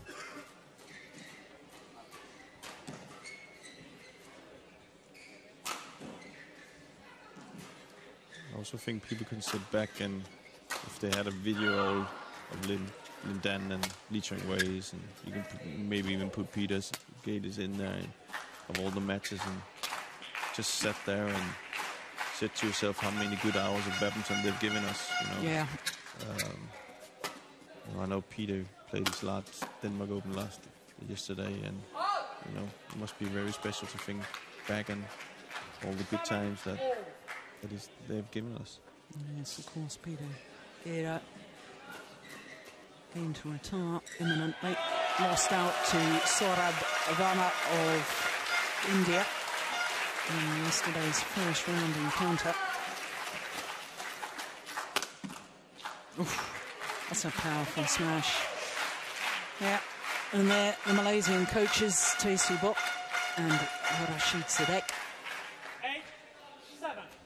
I also like the fact you have Lee Chong Wei and Lin Dan, and then you have had Peter, that they kind of had that relationship where they've been up against each other so many times. And, rivalry in sport, and good rivalry, really helps to promote the sports. And you're right, you know, you look through the years in other sports. And I think it shows, you know, I know Peter's playing his last match in, I think it's the 27th of December in Copenhagen, and Lin Dan is coming to Copenhagen to play Peter's last match ever, and that just shows you the respect that these guys have had for each other. And I think that's just something, again, we should cherish and say, okay, we have such good athletes, and they can behave, and they can, you know, show respect for each other.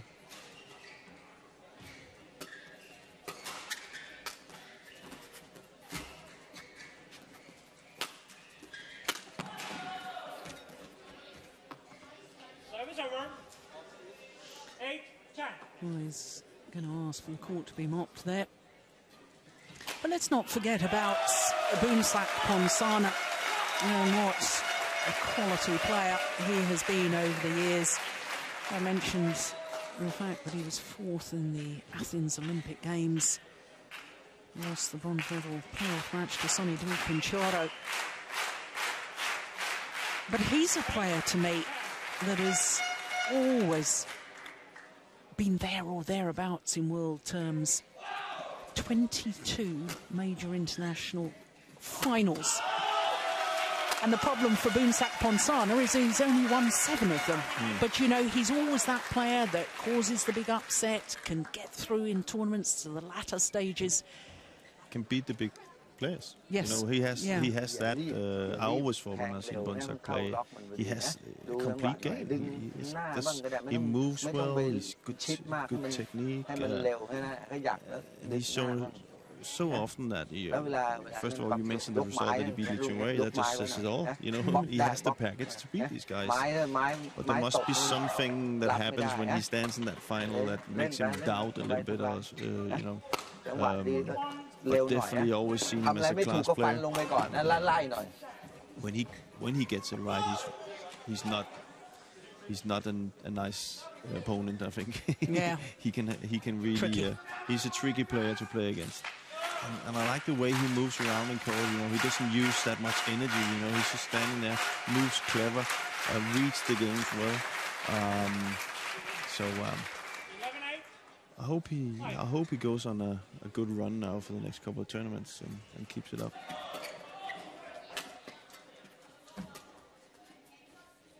Good judgment. Lets it drop long. 12-8.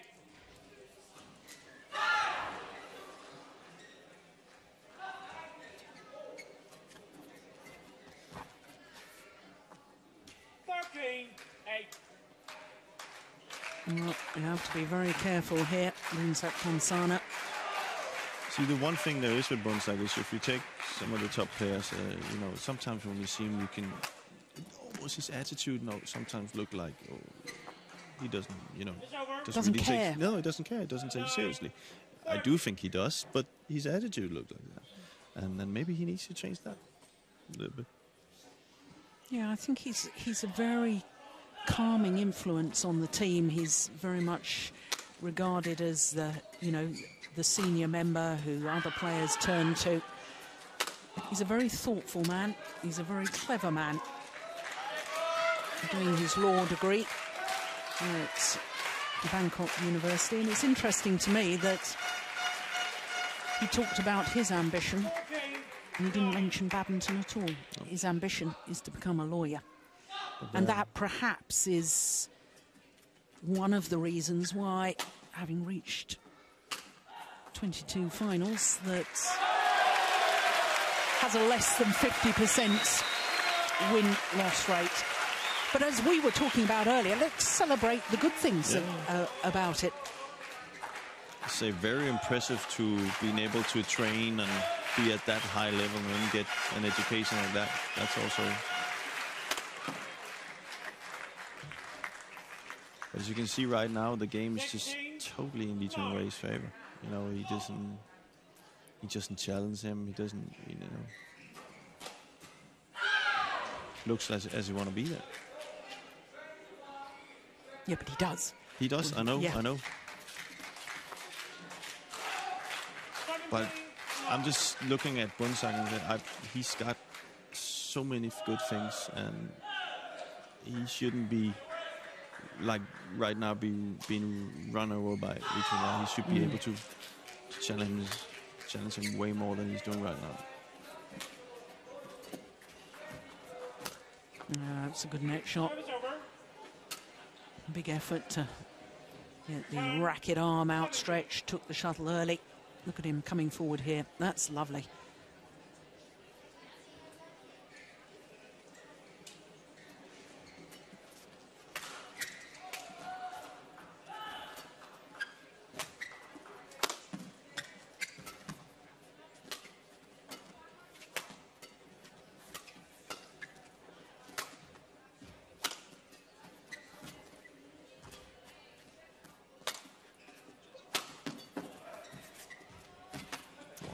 Oh, that's nice.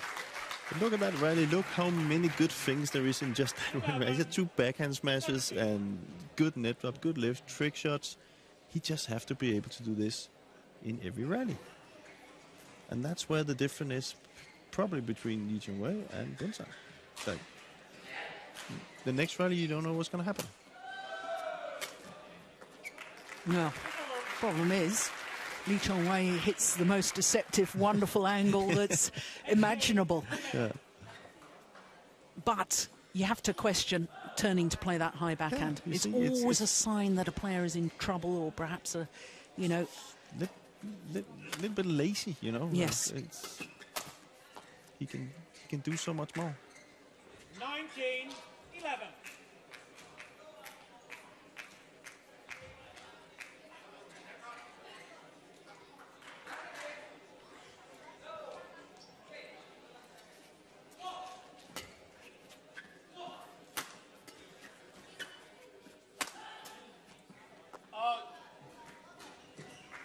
No. Game points are plenty for the world number 1.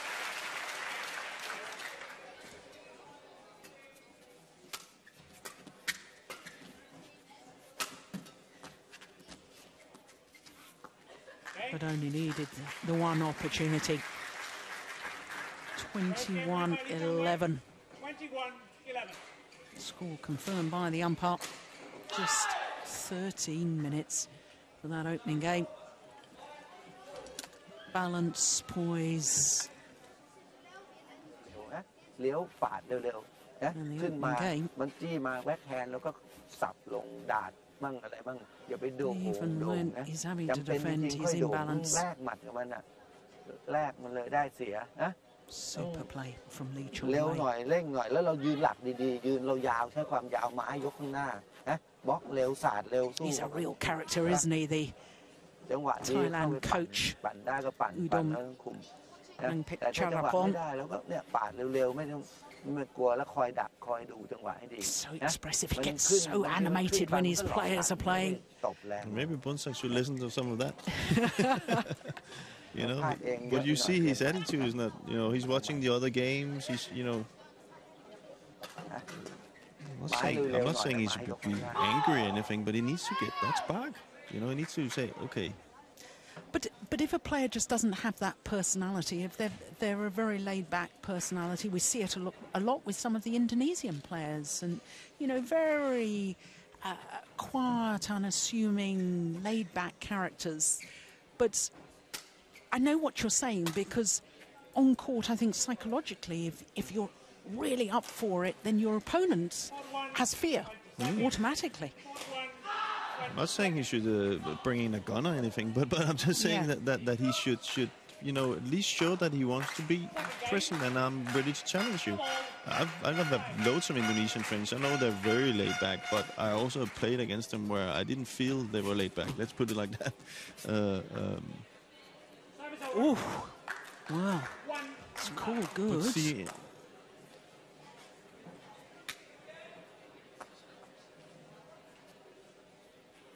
well, Lee Chong-wei didn't like the call. Difficult to tell.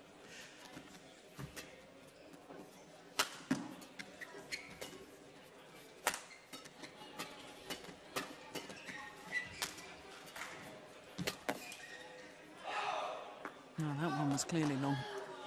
It's over. 1-4.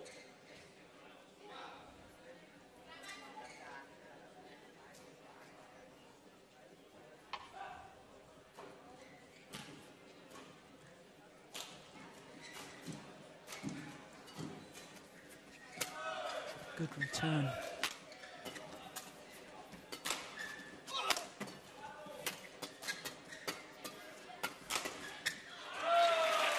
Another one drifts long. And I suppose that, you know, I said it was a good return of serve. It was a perfect net shot on the return, but he didn't manage to keep the pressure on. He couldn't capitalise on that. Or, you know, he went what I would describe as soft in the rally. Backhand again.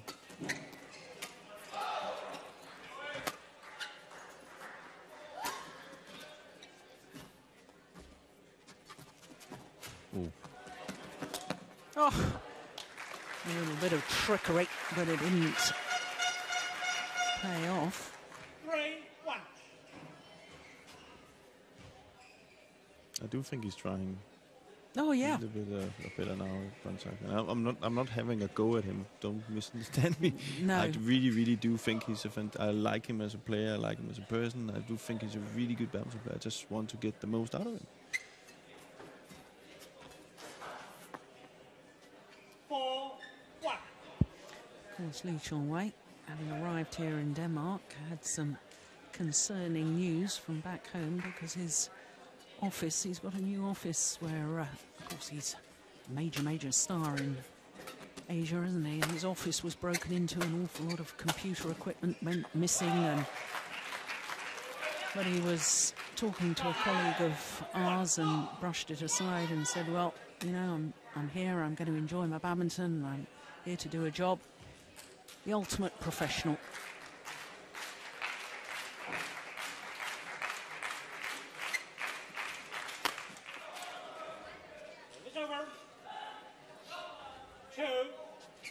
It's also impressive that he can, you know, just constantly always are ready. You never see him like not having that, you know, as we spoke about the hunger. You see, even here, he's just more hungry than Boonsak.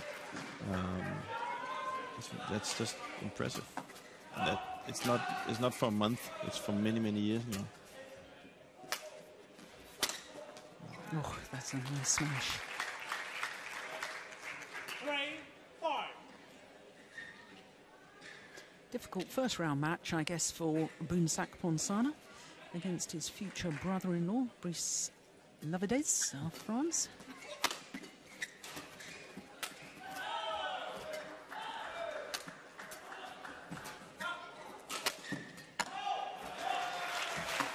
Oh, what a good net shot, because Lee Chong-wei was ready and waiting.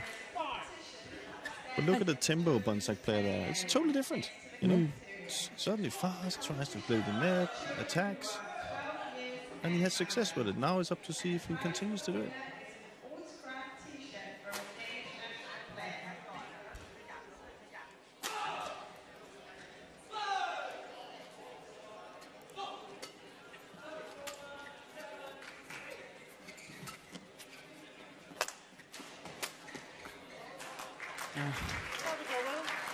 Well, the movement there from Lee Chong-wei just glided back in court.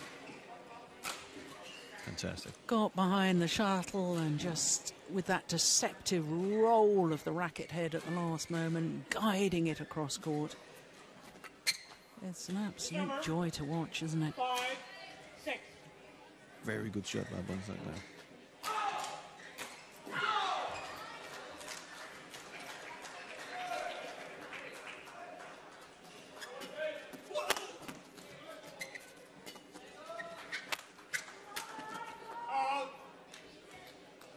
A little bit of spark in Boonsak right now. Also some noise when he's smashing.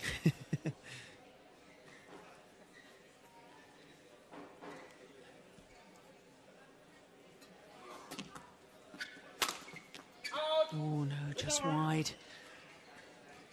7-6. Yeah, I would describe it as just seeing a little more urgency in his style of play now from Boonsak PONSANA. That's good to see. But, Yeah.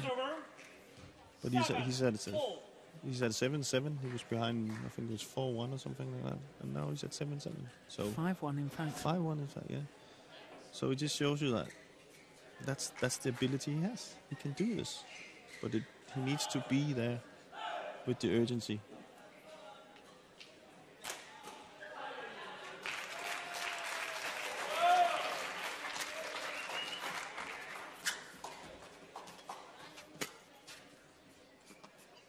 Oh my goodness.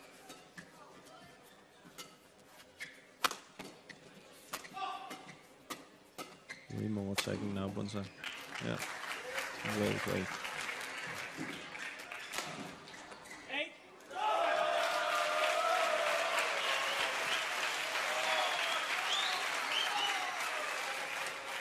Fantastic shot.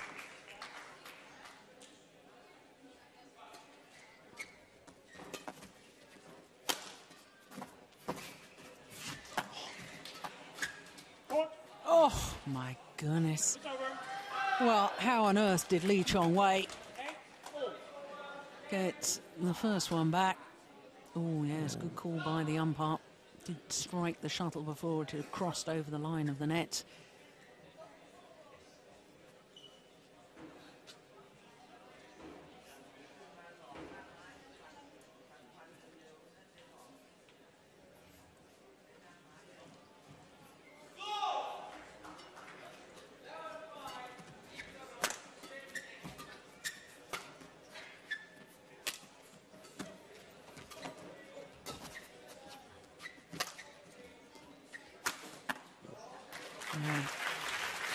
Just lethal. If any clear or lift is short of that back line, Lee Chong-wei will dispose of it with ease. He's a fantastic player, but I still feel that Boonsak did what he had to do in that rally. You know, he had a few chances, just didn't get down. But he's playing better now, Boonsak. He's playing much better. Very aggressive.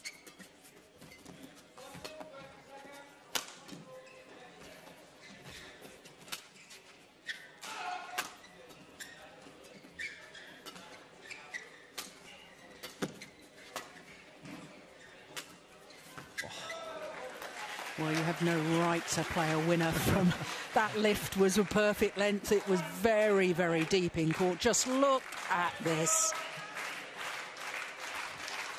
Extraordinary shot from Lee Chong-wei.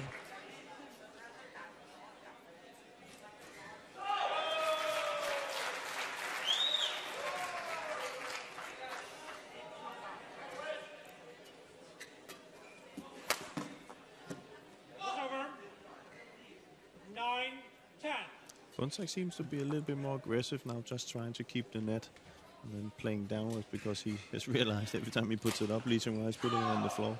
So seems to be the tactic right now to try and keep the net as much as possible.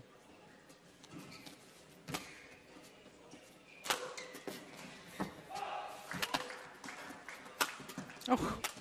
Oi.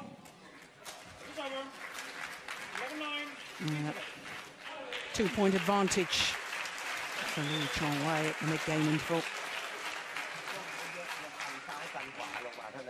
ไม้ยกไว้แล้วบอกนะจังหวะดีก็กระแทกไปนะจังหวะไม่ดีก็วางเกี่ยวเลี้ยว He doesn't look interested in his coach at all, does he? ลงย้อนกลับมั่งก็ได้นะย้อนทางฟาดแรงสนับหลับเบาหรือขึ้นโด่งมากเราเสียเปรียบนะขึ้นแล้วต้องระวังเยอะ Maybe it's his style. But I can tell you from my own experience that when you're coaching a player, me being a former player, when you're coaching a player that doesn't look you in your eyes and you walk around like that, it's very frustrating because you don't know if you're talking to a wall. But that's why it's important that the players and coaches have a good relationship and a good communication, so they know it has nothing to do with the coach, or it's not because they don't want to listen. It's just just their way. Their way, yeah. And it is probably the way Boonsak is. He is probably listening. He is listening. I know. And I also see he's changed his game plan a bit here, and from a bad start, he is back in it here in second set. And he's, as you see, way much more attacking, driving, and smashing. And from the start, we say he just went down and played a backhand every time.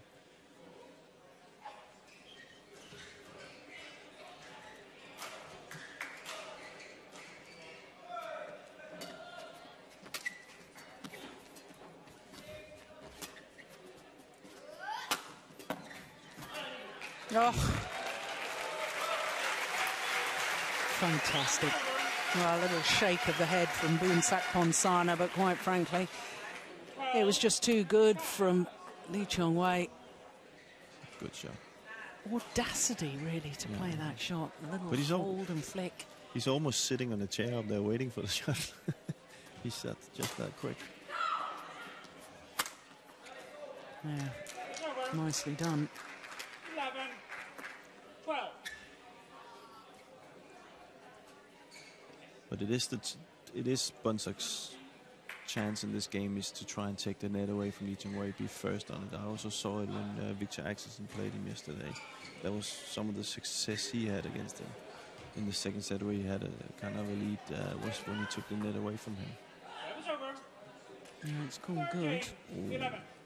Of course, Victor Axelsen, young Dane, just 18 years of age, and former world junior champion.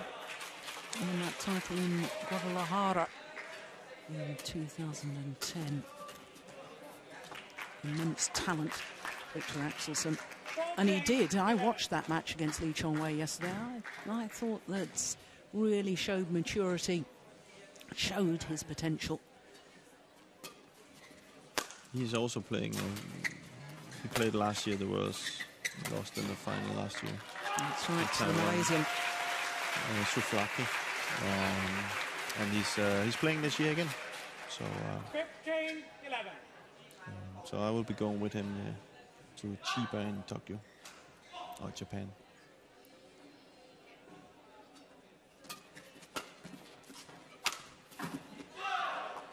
It's over. He has quite a lot of success with these pushes and then moving back and then attacking. So yeah, it's not an easy thing, but that's kind of what he needs to do.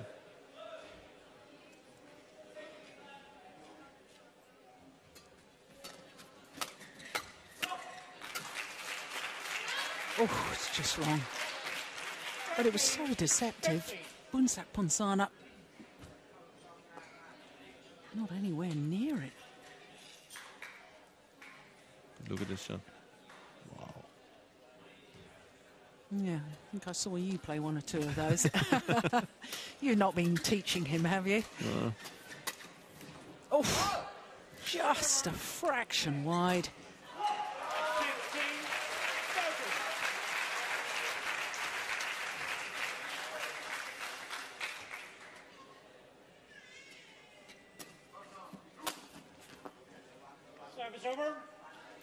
These flat drives to the corner seems to hurt Lee Chong-wei a little bit. So maybe Boonsak needs to continue to do that. Put pressure on him.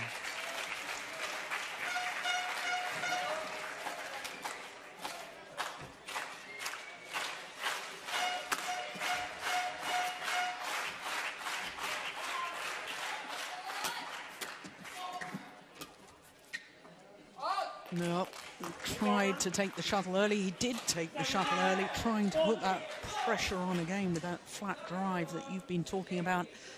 And on that occasion, it is the right shot, but just just a little wide.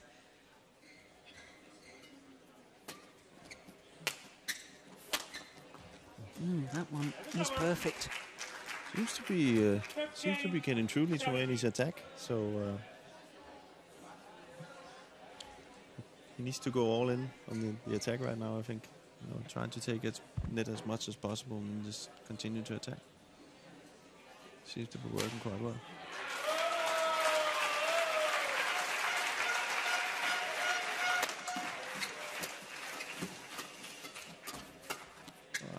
Yeah, well, he tried. He was doing exactly as you suggested. Well, the problem is this man from Malaysia, from Penang in Malaysia, really is so sharp. Sees the shuttle so early.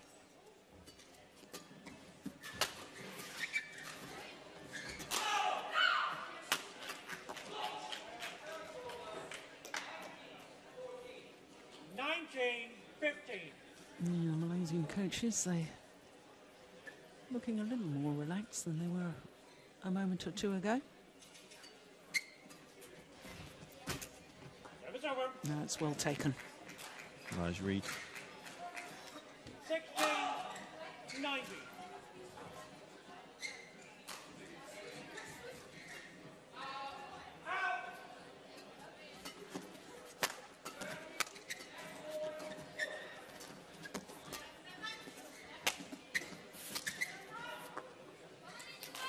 And now, match point opportunities, 4 of them, to be precise, for the former champion, Lee Chong-wei.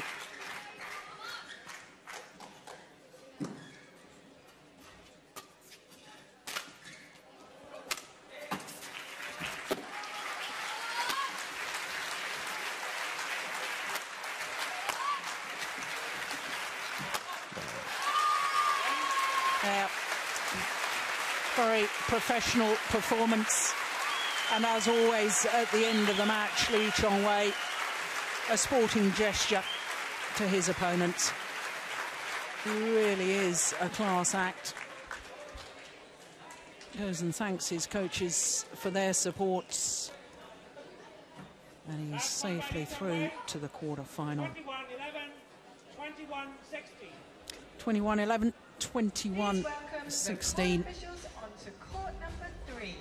32 minutes of control, passion,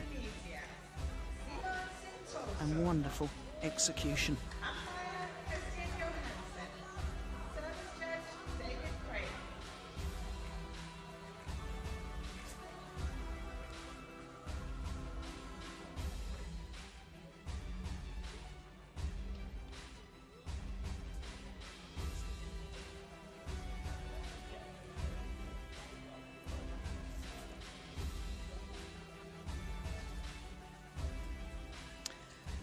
So that means, of course, that Lee Chong-wei is through to the quarter-final, and it could be an all-Malaysian quarter-final, and that's if Darren Liu can beat Sho Sasaki, the left-handed Japanese player. But Sho Sasaki, I can tell you, is a very, very class player. That's why he's the number 5 seed. So unsure at the moment who Lee Chong-wei will face in tomorrow's quarter-final.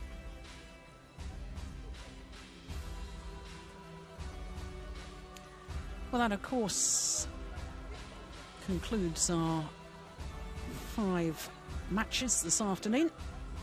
All started with women's singles and Saina Nehwal, the Olympic bronze medalists, overcoming Mitani of Japan, 21-15, 21-14. Then it was men's doubles. And the champions from the China Masters went down to the Japanese pair of Hashimoto and Hirata. The Japanese pair playing with great control, 21-16, 21-16. Then it was women's doubles. And the young Korean pair, the number 7 seeds, Hye-won and Jang. Well, they're getting better and better every time I watch them against the seasoned pair from Thailand, Aroonkesern and Voravichitchaikul. 2 straight games, 13 and 17 in the second game.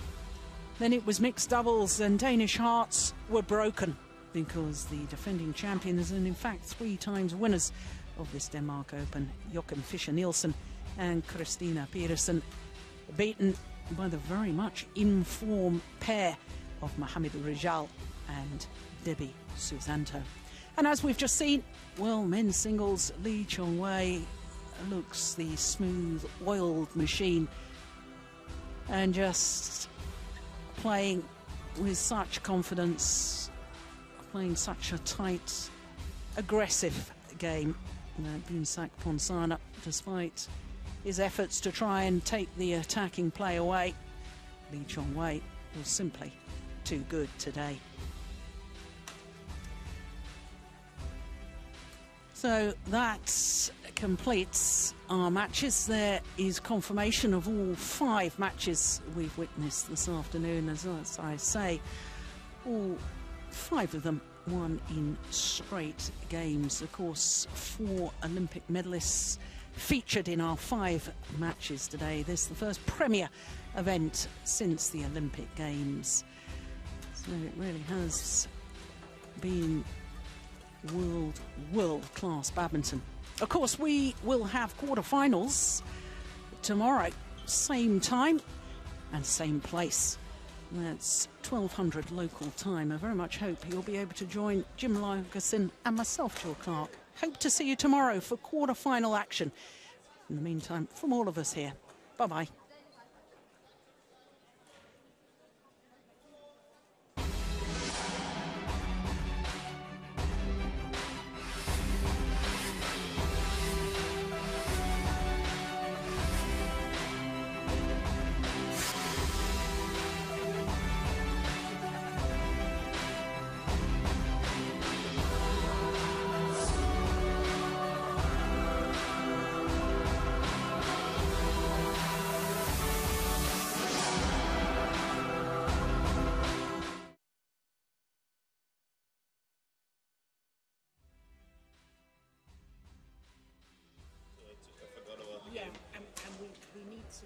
It was because I thought it was a good kind of I'll celebrate. This was something